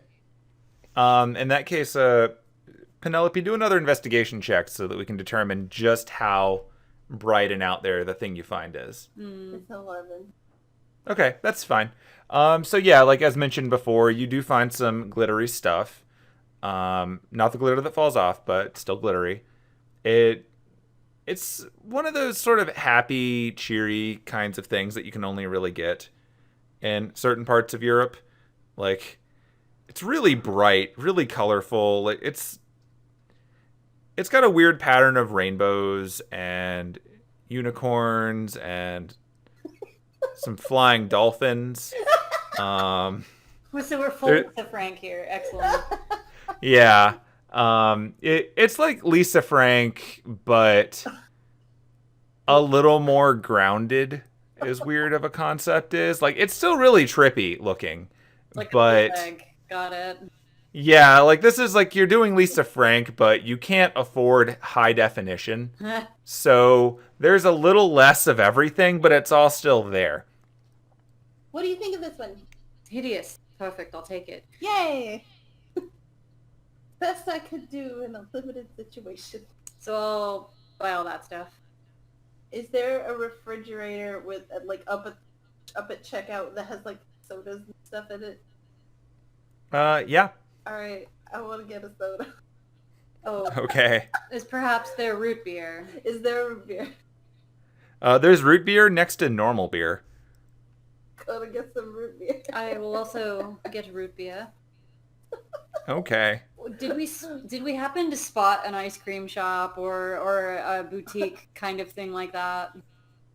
Yeah, there's plenty of stuff like that. Like it's Is there- small towny, so there's not like two of anything, but there's one of everything. It's probably around lunchtime. At this point, yeah, like you've been out for a little bit. Like it's gonna take Jameson a while to launder ancient gold. So You really do need to give him a raise. Oh, so I made myself a checklist of all the things I wanted to achieve in the 2 weeks, and giving Jameson a raise is literally on that list. good, So, good. Bet he wasn't expecting to have to launder ancient gold as part of his duties. You know, he signed up for this.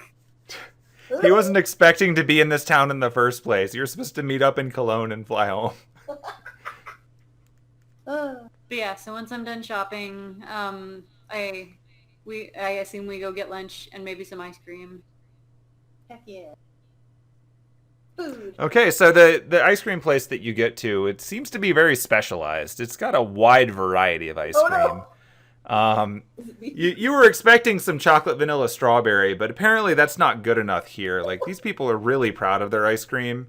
So they've got easily dozens of flavors, and you are welcome to take a look at any kind of list you have handy of ice cream flavors and decide what you want to order. There's no way to roll a D100, is there? There totally is. Oh, boy. Just type /die as in, murder. And then 1D100.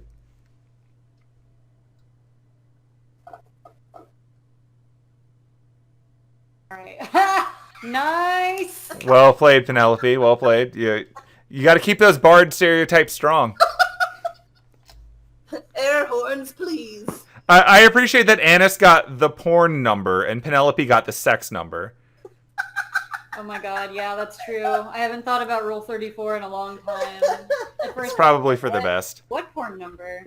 The only valid numbers are 420 and 69, god. Oh no. Admittedly, this is 2005, so the porn number is relatively new. You've just invented it. It's you. It's canon now. Anise invented Rule 34. You know what flavor number 34 on this list is? What is it? Black cherry. So that's Well played. mine. Oh no. There's no easy way to do this, is there? Are you counting? I'm trying. I'm not gonna count this thing. I don't know. Apparently 69 is cheerwine, How but did you do that fast? I mean, I'm not like counting each one, but I'm kind of just going like 1, 2, 3. Well, since I don't think that they have cheerwine in Germany. Probably not. It's Der Wine. Coconut Carol pecan. Carol apparently. You know what? We're gonna Caramel. go with the cinnamon bun. Okay. They would probably have that. Yeah, sure. Definitely a cinnamon bun ice cream. Can't I believe don't know what you're talking about. can't believe I rolled 34 and then got black cherry though. That was pretty great. But yeah. All right, well, the two of you are free to rest and enjoy ice cream and the first day since you've met each other that neither one of your lives have been in danger. That we know of. That's true. That you know of. That we know of, yeah. I will Roll a let, perception check. I'll let the bird have a little bit of the ice cream. I genuinely don't know if there's anything that will kill this bird. So the bird starts on the ice cream, but it seems to shake its head like it's too cold. Oh. Oh, okay. If you did a little bit of the cone. It'll eat the cone. Like, it'll absolutely eat the cone. Like, I know we're gearing up to go and do something maybe dangerous, but kind of nice. It's good to have a day where neither of us are fighting for our lives. But yeah, I haven't had a nice, just kind of chill day off. Like, I haven't had ice cream since London. didn't we have ice cream? I think we did. We did, never mind. Never mind. On the train, yeah. I lie. I haven't had ice cream since the train. Yeah. It's only been a couple days. But Yeah, but sometimes you just need ice. a lot of things happened in those 2 days. 3 days? Yeah. They're all starting to blend together. Yeah. You've earned some ice You too. cream. We both killed that tree good. Yeah. You did. I mean, I did a lot of the work, but you also struck the death blow. I and just threw a grenade, so I nearly died. yeah. But it's fine. It's fine now. It's fine. It's Yes. fine. You're not dead. Still not allowed to die. I imagine there will be 100% less fighting of trees in Paris, I would hope. I mean, at least 99%. You gotta always leave that 1%. You never know. So is there anything else you want to do while we're out? I wonder if we should take something back for Kwaku and Akobio. Can't hurt. Hmm. Probably can't take the ice cream back before It we get will. back, but... I'm gonna go ahead and assume that this ice cream shop also sells sweets and buy some, like, cookies. So, like, Yeah, like they've got cookies and candies. Cool. I'll buy some cookies. yeah. Nice chocolate chip. Okay, seeing as you're not really using the maps anyway, I'm just gonna put pictures of the two of you up. Oh. It's invisible. Oh. I gotta load first. There we go. Sorry I made the file size so big. I regret nothing. I regret everything. It's funny because when I zoom you up to the same size, Penelope looks huge. She's very tall. That's like what she would look like if she's doing disguise though. Yeah, if you were to use one of the spells that changed your creature size, it would be something. There, I'm scaling her down in my window. That's fair. I mean, like, I have them for actual scale in the chat box, but yeah. I'm like, there's really no reason to keep the camera on the hotel room that you're not in. Yeah. So Yeah. just pop those up there for a minute. Yeah. What's bad is I've already changed Penelope's out drawing. So this picture. There's no problem with that. Like, you're a person who can change their clothes. 500 different. And it's just wearing what she looks like in the thing. Yay! Okay, so we Are got. you still wearing the hat? No, I left. Okay. At the... But yeah. Oh, that's true. You're not wearing your cowboy hat, are you? No. Or your cowgirl hat. Your official cowgirl hat. No. No. That's fair. Not for sure. Okay. Yeehaw! Can I get a discount? I'm an official cowgirl. The Prairie Code is very strict about not abusing your authority as a cowgirl. Oh my god. But yeah, no. So, Okay. But yeah, like you really don't have much trouble gathering any of the stuff that you're looking for. You're looking for mundane and normal things. can I roll an investigation to see if there's like anything vaguely more mage oriented? Yeah, if you want to just do a lookout for signs of major supernatural things. I mean, like, you know, as someone who's traveled through, you know, small towns, like, most places have something. Whoa! Okay. I also need to find a post office, but I'm guessing with that 20 you definitely found something. Okay. So, you're eating ice cream at the place right now, which was within view of the other two places you've just been because they're all sort of on Main Street. Uh-huh. So, plopping down, as you're eating ice cream, the sun seems to catch that bookstore that you were just in at a bit of a funny angle. And you can actually see something that you couldn't see before. So, like, the bookstore itself has just got a big generic German sign that you're assuming, as Penelope, says books of some sort. But what you find interesting is that it has a display in the front. Like some bookstores, they'll have like the cheap, like the $1 books that they'll just have outside and not really be too worried about people taking if it comes down to it. But looking at it from across the street, you can actually see that there's a pattern in the colors of the books that are sitting on it. Oh. And that when you look at them from a distance, they're actually shaping together into a symbol. And that symbol that they're shaping into is one that you recognize from your bard schools. Specifically, you recognize it as a symbol that is associated. It's like a rune. It's like a rune that is associated with the Fae. Could be a coincidence, but now that you see it, it seems really deliberate because the books sitting out there are exactly the right heights to like add the rounded elements to it.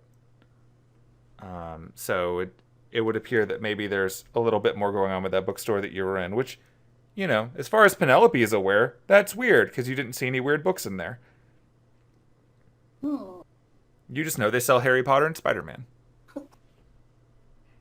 Those could be written by the Fae. You don't know. While Sure. we're waiting, while we're eating, I'm definitely looking in the Harry Potter with huge quote marks around it. The Harry Potter book, specifically, I've Okay. definitely opened it to the page of the bookmark. Okay, so the page of the bookmark seems to be a pretty random page. But the bookmark itself is the interesting part. So it's one of the ones that has like the little, like it's not a paper bookmark that's laminated like you thought it was at first. It's actually a fabric bookmark. And it's got some etchings into it. And when you're looking at those etchings, you're likewise seeing the shape that looks kind of like a rune. It kind of reminds you of some of the things that you've seen when doing druidic rituals that involve the old runes. Like, in general, the oldest runes, like the most powerful runes, the runes like of Odin and the like, have been lost. Like they're not really in popular use anymore. As far as you're aware, the only people that actually know how to use those are either very protective old families or the mages of the Wandering Sea, which is really stuffy and only uses old school magic and don't share with anyone. But the newer generations of runes, like the ones that are less powerful but still very powerful, the kind that get used a bit more in druidic and nature-based magecraft, this is the one that is for understanding. It's the rune of understanding, and it's used in rituals that tend to skew towards divine magic. And by divine magic, I don't mean like divinity, I mean divination. So like the kinds that finding answers or looking into the nature of what things really are. But like this is not something that would be given to someone normally. Like this is not a popular thing that makes its way into pop culture. This is actually something that's relatively guarded. So it's very weird that this woman gave it to you as a stranger, but she also seemed to understand that something is up with this book and let you have that too. So maybe something's going on. Maybe we should go back to books. Yes, there's certainly something strange about it. And I'll just show her the bookmark. I'm just gonna point at the book that or forming the shapes. I like rolled really low on my investigation, didn't I? Or did I even roll? I don't You didn't roll when you were out here. Okay. Oh yeah, because you were the one that was looking. Yeah. Now that you're being directed to it, you can just roll perception. Okay.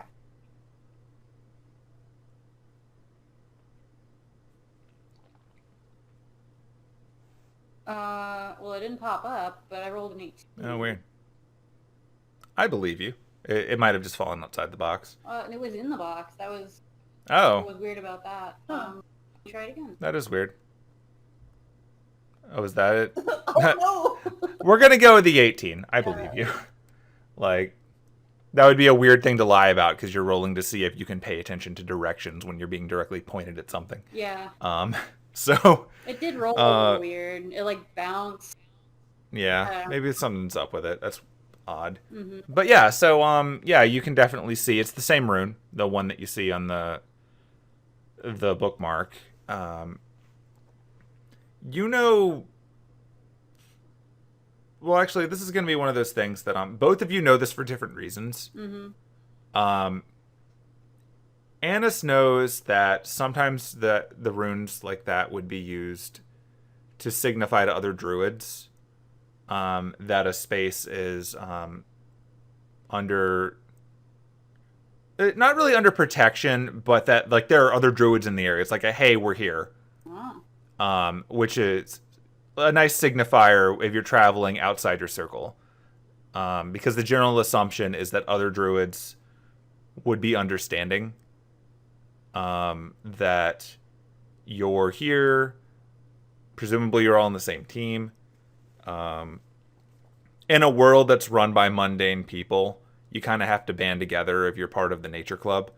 Right. And as the nature gets smaller, the clubs get closer. Mm. So that's kind of the context you know it from.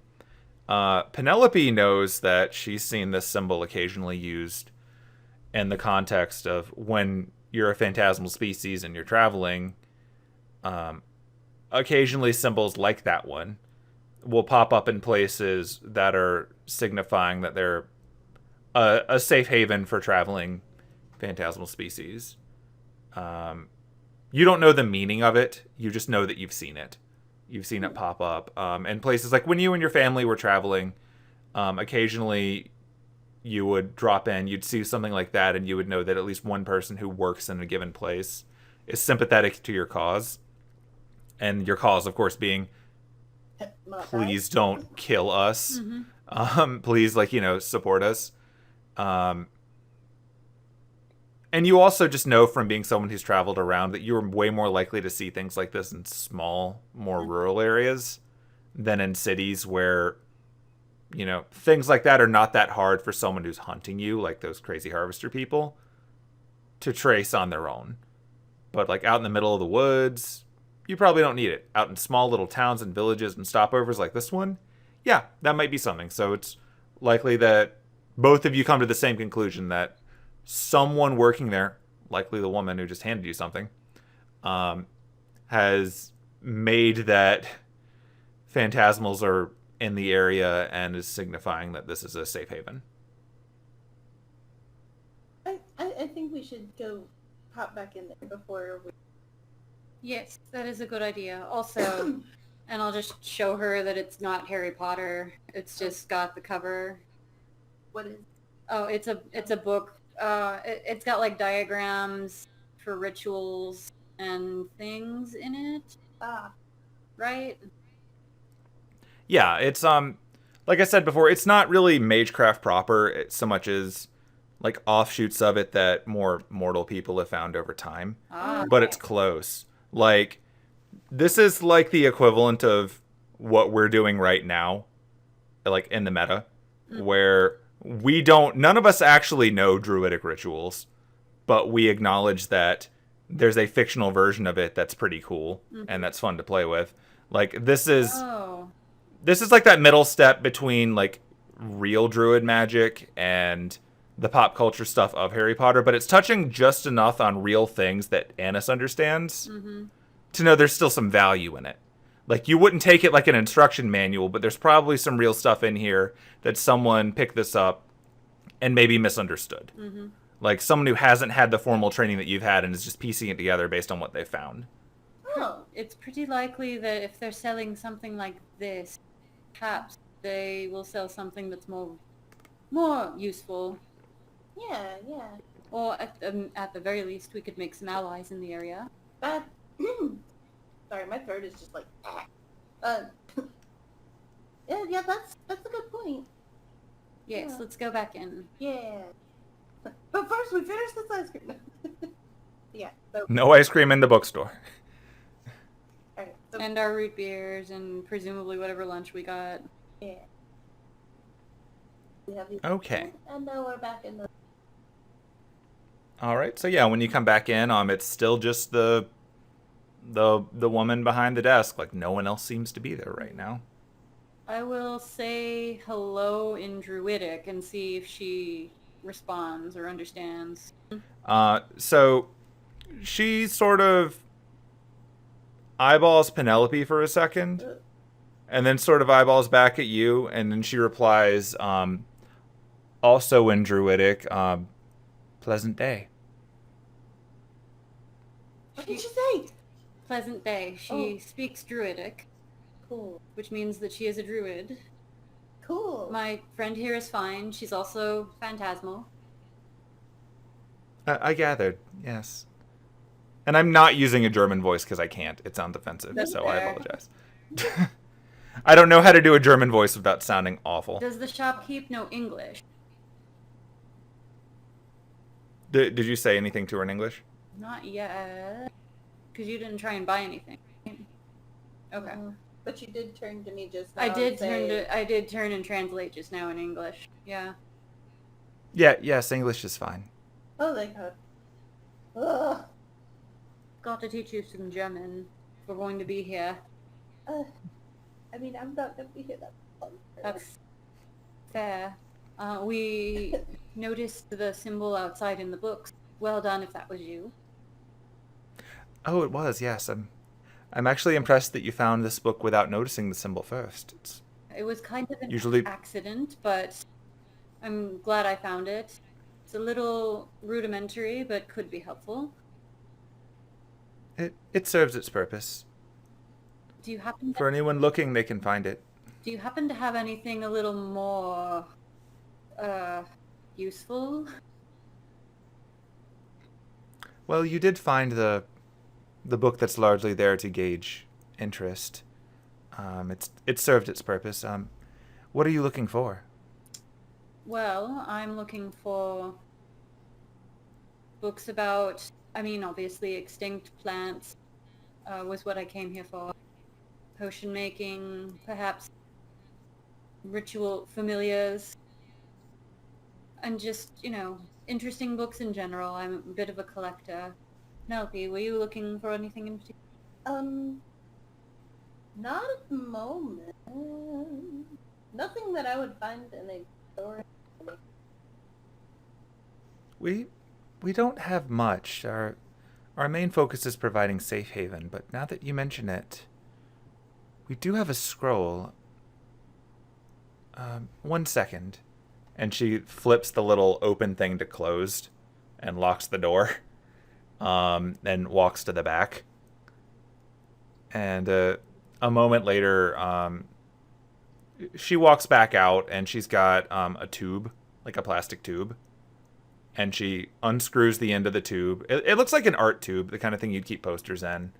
And she reaches in there and she pulls out, and it actually is a giant scroll. Like, it's very big.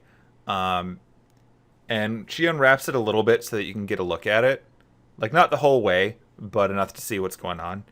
And it is, in fact, it's a scroll that you can tell just from skimming over it does seem to contain, like, a real spell that could be cast using it. This is a special variation of a familiar binding spell.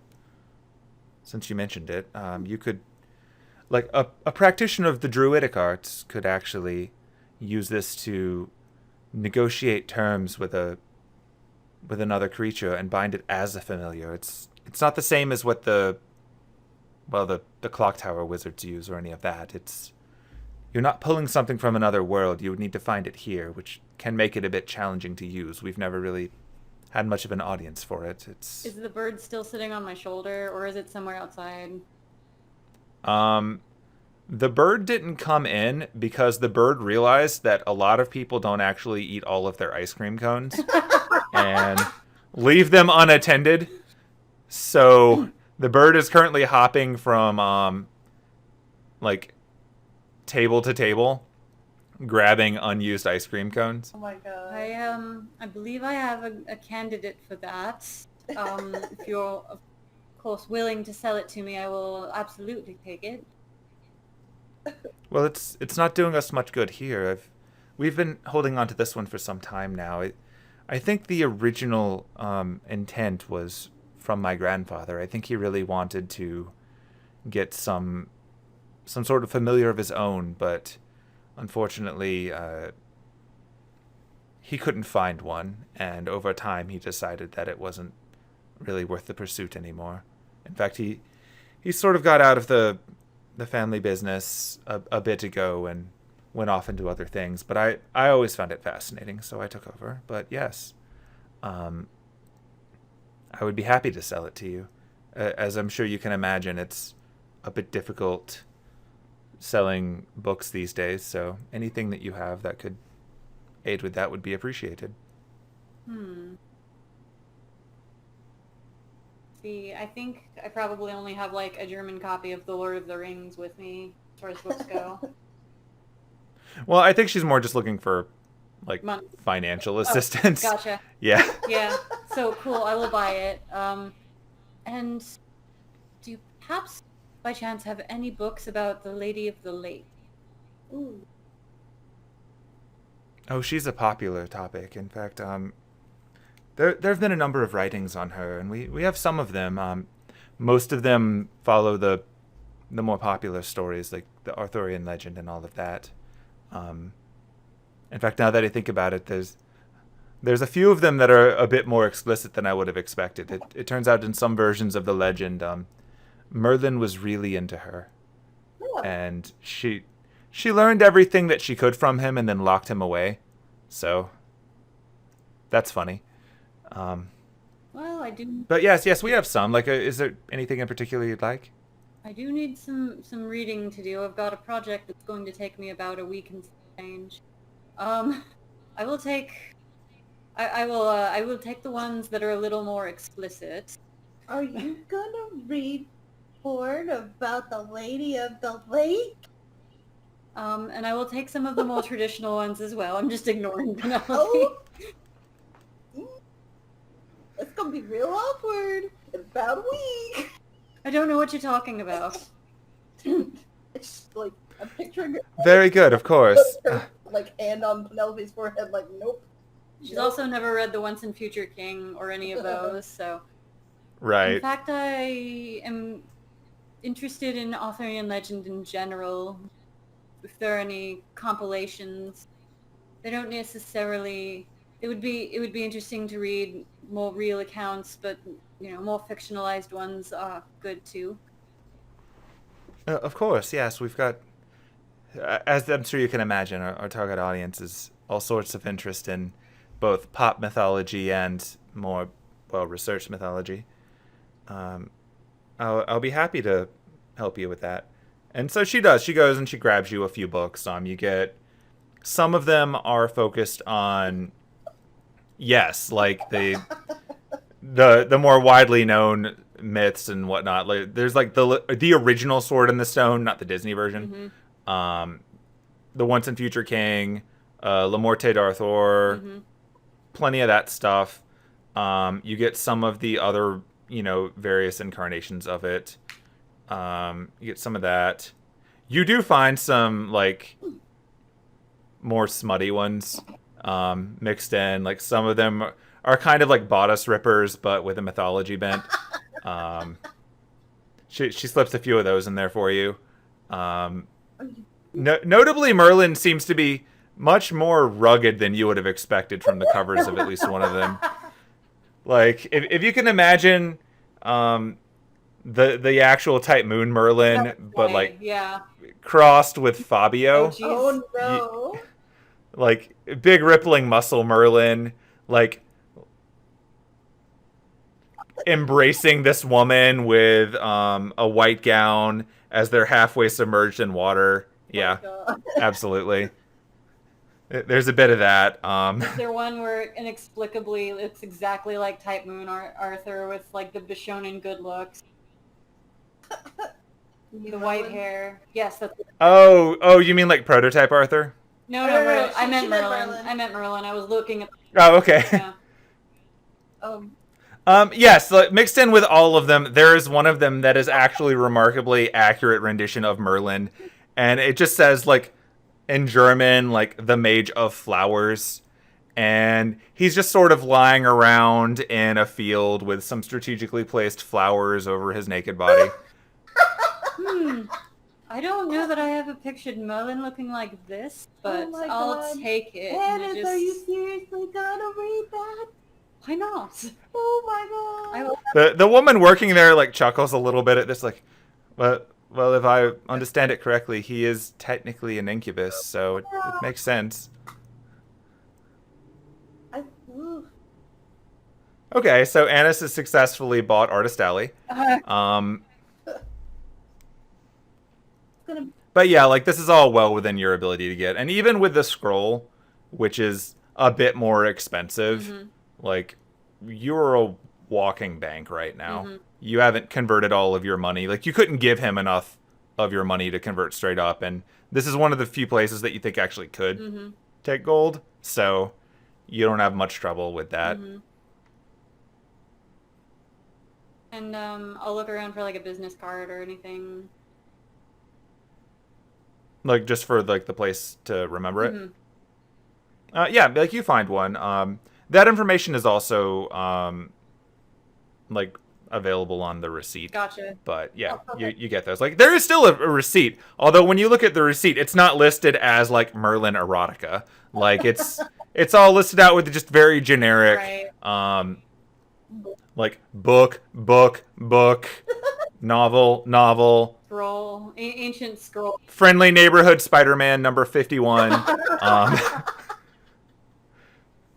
Like the ones that actually have barcodes on them are ringing up by their names. All the rest of these are just simply book with price. Gotcha. What's the... Is it like... Is the shop like last name of person books or something like that? For this one, it's just called Full Moon Books. Huh. Is the name of the owner anywhere on the receipt or business card? Oh, it's not really written on there. It's so much as just like it's a very basic, more minimal thing. Like it's like a picture of a crescent moon that in and of it, like, you know, just it's kind of clip art. You get the impression that they didn't really have a lot of budget for this. But you're obviously welcome to ask. Oh, I will. And so you said that your grandfather made that scroll. What was his name? Perhaps I know of him. Oh, I somewhat doubt that, but yes, my grandfather. So I'm sure you're aware that mages tend to have their different names, the ones that they go by for whatever reason. Yes, his mage name was, and I'm just gonna not try to German that. Do what? Did I go off the trail? You didn't prepare this, did you? Oh, none of this was prepared. The world was prepared, so I could easily do this. But in terms of, like, no, actually, it was a case of, like, I don't want to try to pronounce German names. So instead, I'm just going to give you, like, the translation for what it means, since it's a mage name and they tend to mean something anyway. So the name translates to Moonlight Ripple. And she's like, yeah, it's very hippie. I don't really understand it. Like, we just called him Grandpa Sven. Hold on. You're breaking up. Hold on. Okay. All right. That's Dragon? better. Yeah, so she says that like his mage name was Moonlight Ripple, which is weird, but they always just called him Grandpa Sven, which is like Sven, Sven. Gotcha. And what is your name? Oh, my name? Yes, my name is. All right, now this is the part that I actually should have thought of.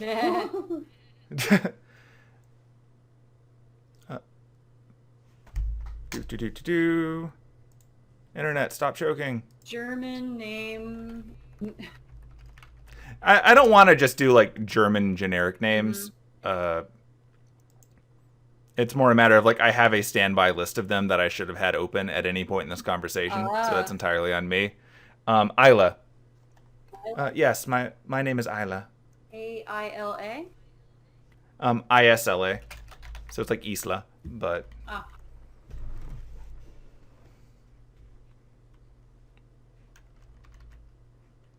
Well, we will be sure to return here if we found ourselves in this town again.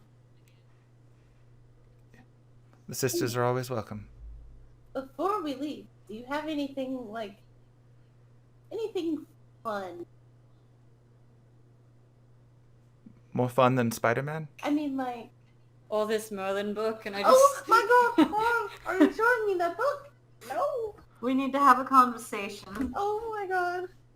No, I mean, like, I don't know. No! Just like, I don't know, some really cool stuff that you wouldn't show to customers who aren't like us. Are you also asking for erotica? No! Oh my god! I believe she's asking for magical things. Yeah! Oh god! And not erotica. Magical erotica, maybe. No! Penelope is completely bright red right now. Like, nope. Nope. Oh, I'm afraid I don't think we have much else. Really, we just had that one because my grandfather worked on it back when he was still into the arts. Okay, that's fine. Then just like, still got her. She asked you in a language you don't understand that Anise knows to be druidic. She's asking if you also like are one of the circles. Oh, What? she's a bard, actually. Not a druid. Oh, that makes a lot of sense. Oh, what? She's saying this in English. Right, okay, so in that case we've got one other thing actually from it was a form of payment that was once used from someone who was looking for a place to lay low for a while. Like, we were going to let them do it anyway, but they insisted we take something. It's useless to us. It's not really our type of thing. But it is another one. And so she goes and rummages around in the back again. This time it takes longer. Like, she's clearly digging further in. But I'm going to get you an item.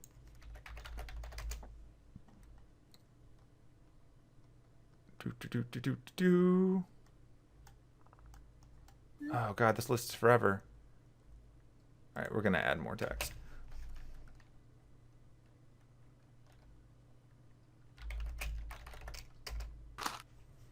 Here you are.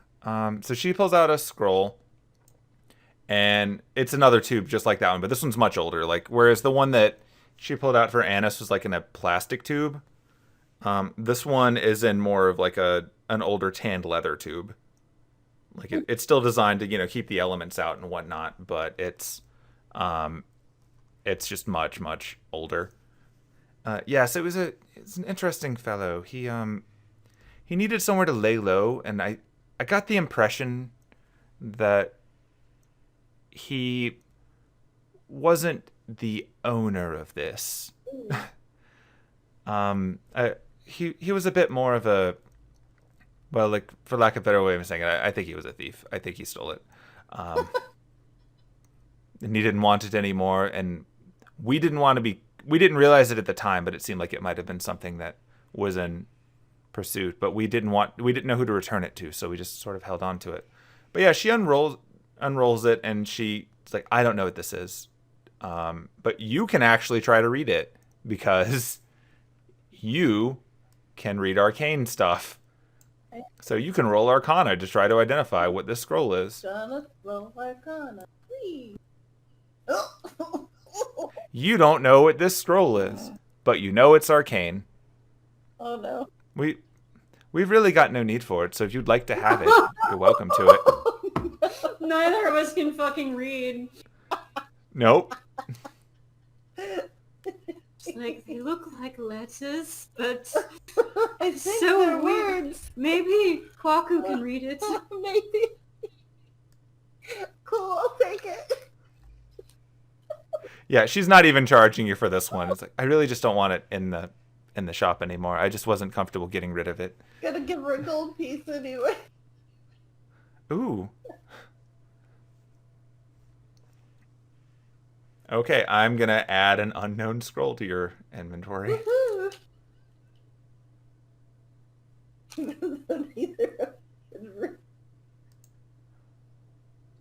Woo. Scrolls aren't things that you identify. Maybe you could just read it anyway, and I'm just dumb. I don't know. I mean, as an art... Well, hold on. Let's do this the proper and fair way. Like, I know you can, but I'm just going to confirm.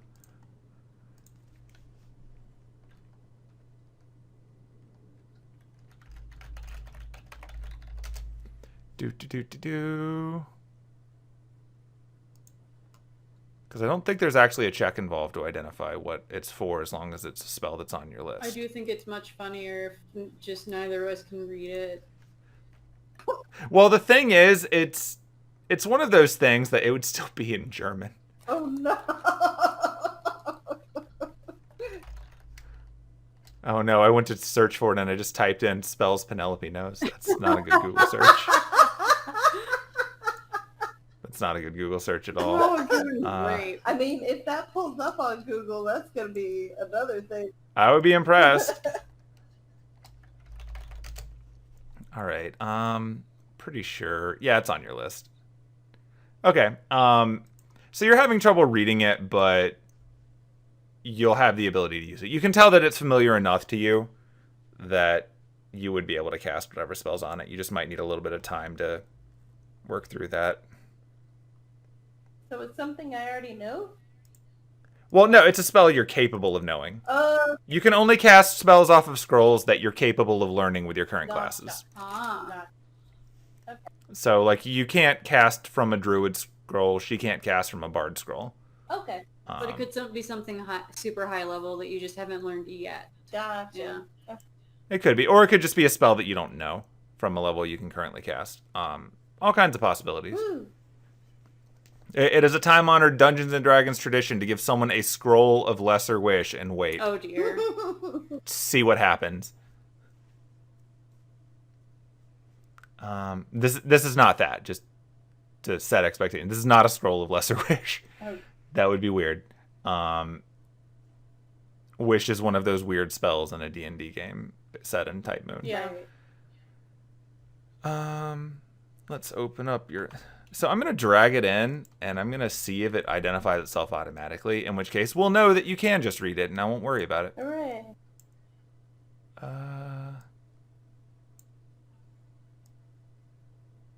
Because I don't see any option to identify it or not.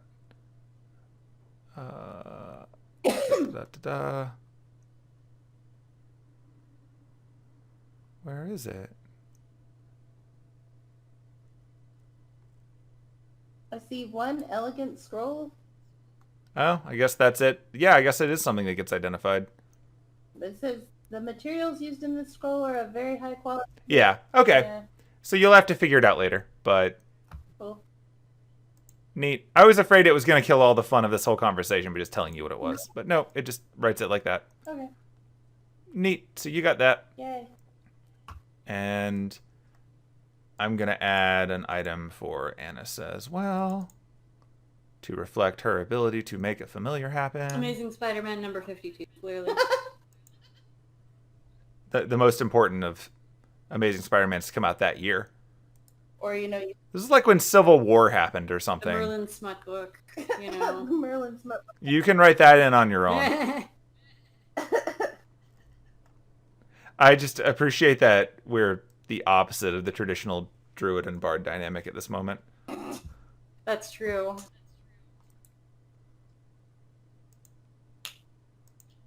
Boop. All right.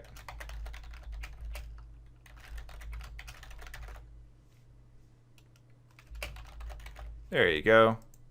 Added a new item for you. Yay. Cool. I'm not going to add entries for all of your books. You're welcome to do that as you see fit.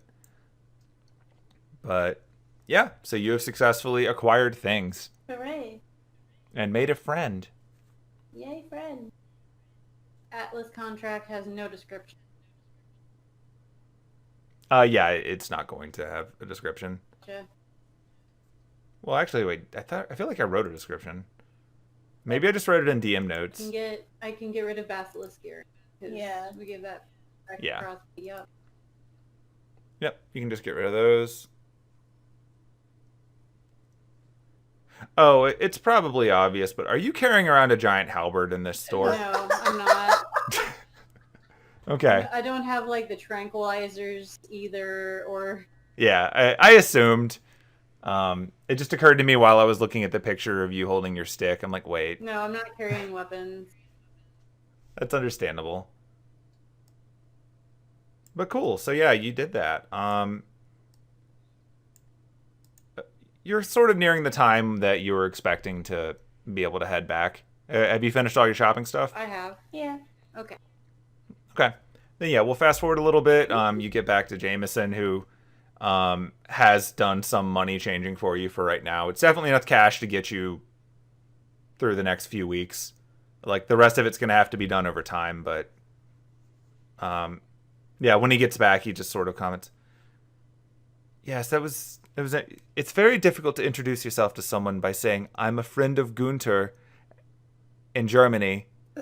And then them not knowing who that is, and then you pull out one gold coin, and they know immediately who that is. Well, So that was something. But regardless, yes, we should have sufficiently liquid capital to cover our immediate needs. sweet. I see you've been shopping. A Yeah. little. Just got like bags and bags and bags. Bags of books. Penelope, roll perception. God.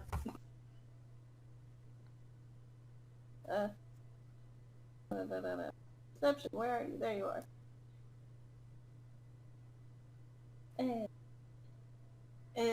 Could be better.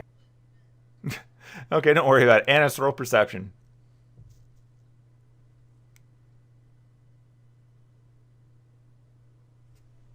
Wow. Okay. And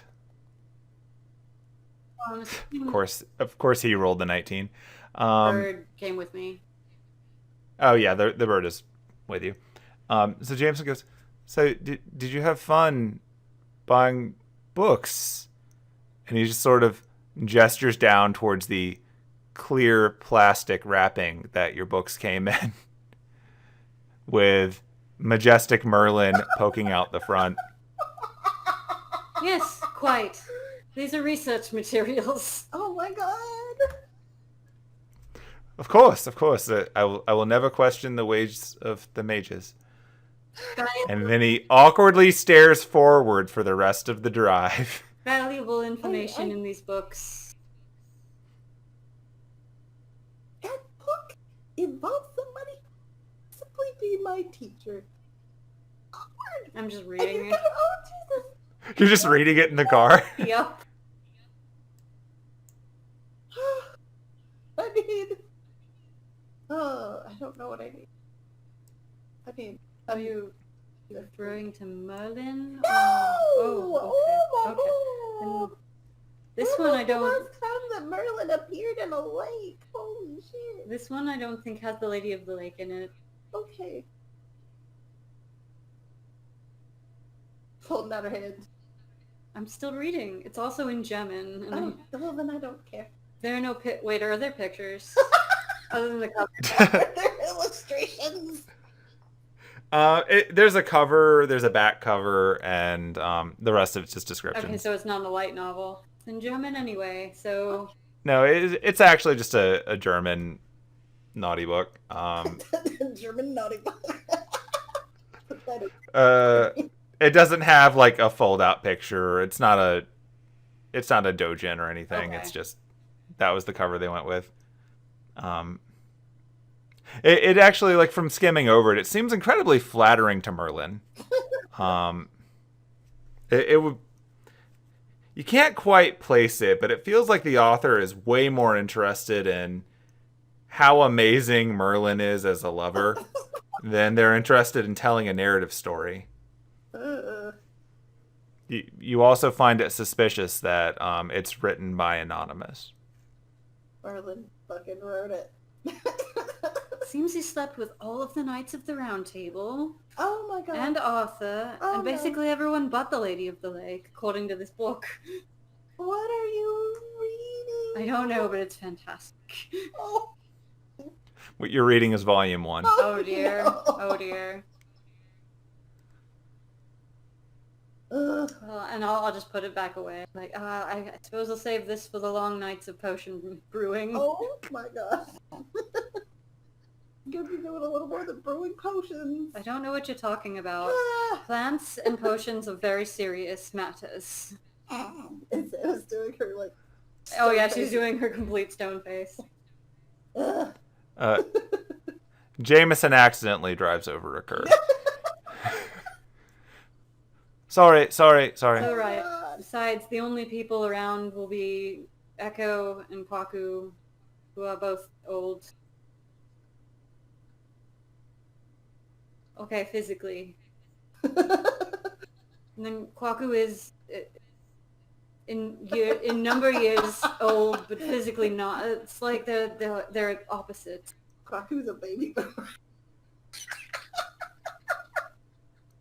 In any case, those two Oh, will be no. the only ones around. So I mean, then they might be into it. I don't know. A spectral force from above looms down, and then Kwaku's voice says, "I'm not a baby boomer. I was born before the end of the Second World War." oh, I can almost hear his voice telling us that he was born before the end of the Second World War. It's like he's here. Yeah, I know. It's so weird. In Einsburn Castle, Kwaku sneezes. Penelope is just gonna spend the rest of the car ride just like face palm. It was like, oh jeez. So how was your day, Jameson?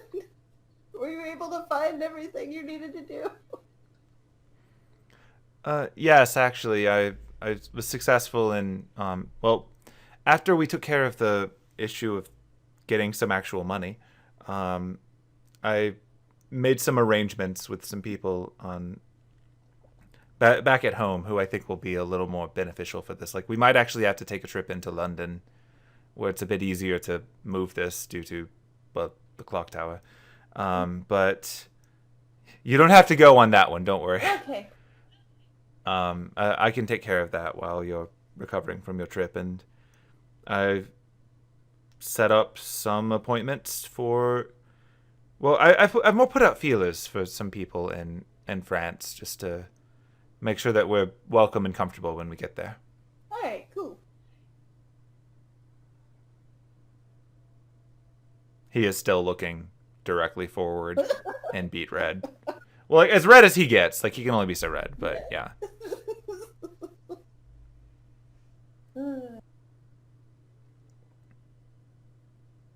And with that, you successfully return. Yay. Hooray. Nothing bad happens. No combat initiatives are rolled. No trees attack us. It's true. You're not attacked by trees. So yeah, you get back. It's the early afternoon again. There's enough time if Anise wants to go back to the castle, that she can do that today. If that's something that interests her. Yeah, I don't see why not. Okay. So are you two going to split off for now, or are you going to go back to the castle with her? For Penelope.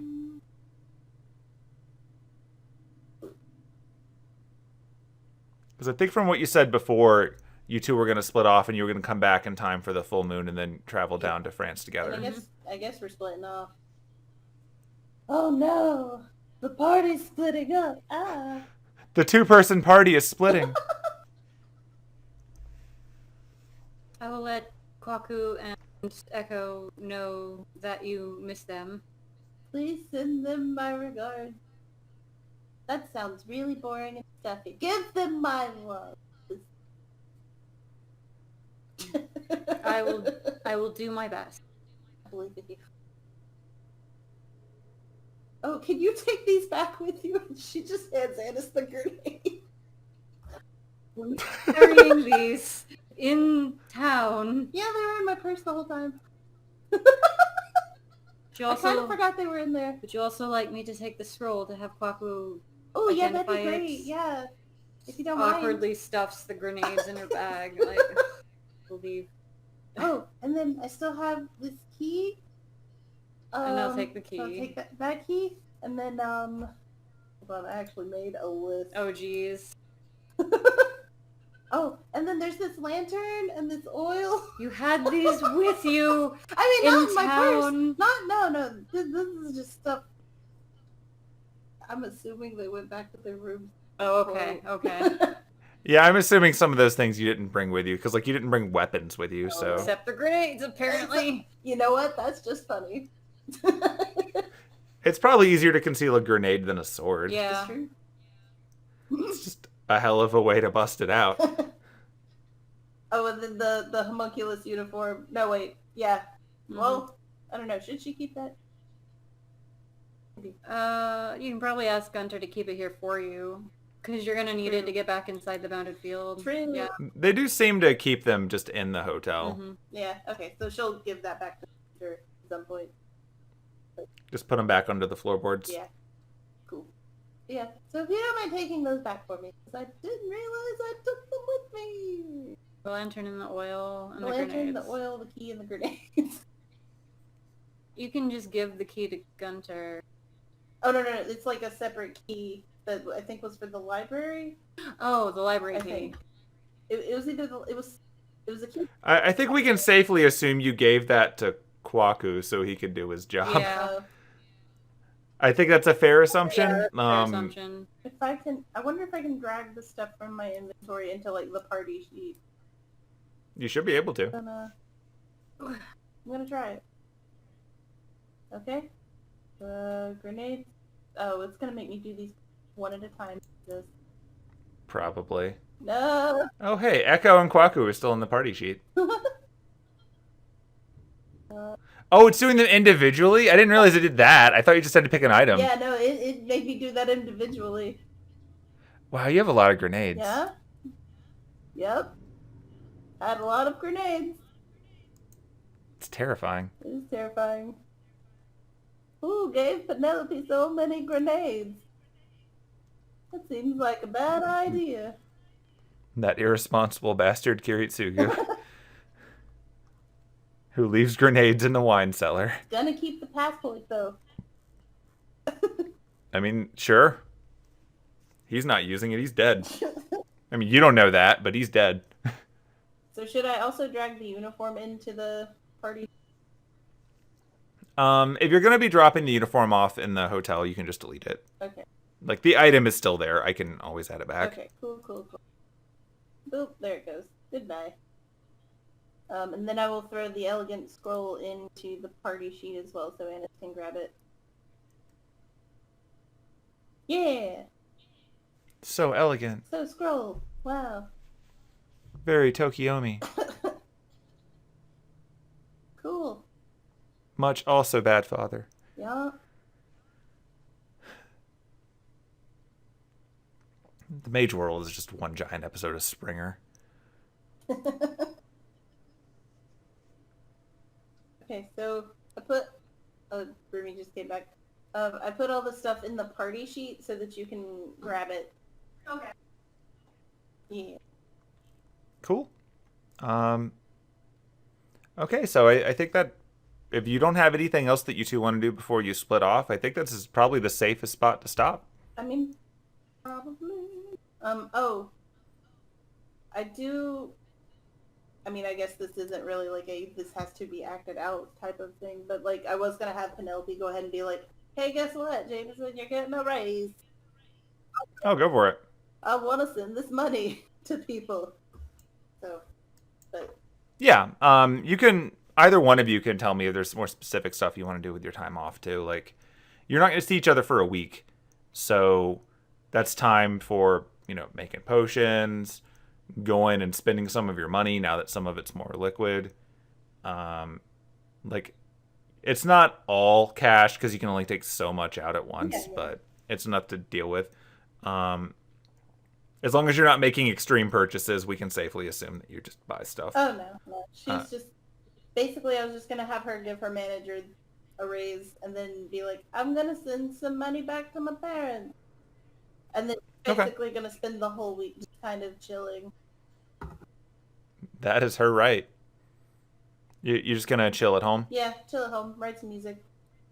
Okay. Are you taking the train or the flight there? Flight. Okay, now that you don't have all those grenades, it's probably easier. Here, let me fly with a bag of grenades. It's fine. These are... Never mind. I was gonna make a joke about them being your, comfort grenades, but... These are my comfort grenades? No, comfort Oh, no, very these are word. my, Your emotional support they're my grenades. Emotional support grenades. That sounds like an awesome, punk It band. really does. What's Penelope's band name? I Just Penelope? It's just Penelope.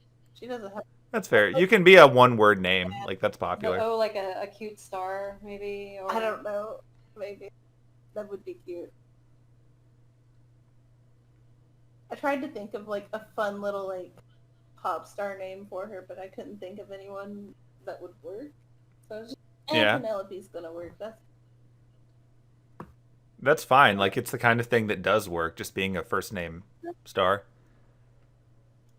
Several other people have done it. The artist formerly known as Penelope. Oh my god, no! Penelope is now represented by this symbol, and the symbol is just like a smiley face, and then Walmart gets pissed. No! I am a wingding. Ah. But it doesn't render right in some languages. Oh no! You're just, colon close parentheses is your name now. Absolutely not. Excuse me. But yeah, You just trademark your name as the ASCII for Kirby. no! This is your name now. No! Oh god, no! It's in the chat. No! No! Less than 3. Oh my god. No, the actual title of your group is Less Than 3. That sounds something else come up. That sounds like some religious gospel nonsense. Yeah, Um, sounds like... That does smack of Christian. I mean, this was definitely part of the era. But yeah, so I think you've pretty much covered everything that we need to cover there. Next week we'll pick up at the 1 week to go. And then when we meet up in person, we can actually Party. do stuff. Because, the 1 week to go, it's going to cover, actually getting to Paris as well. Yeah.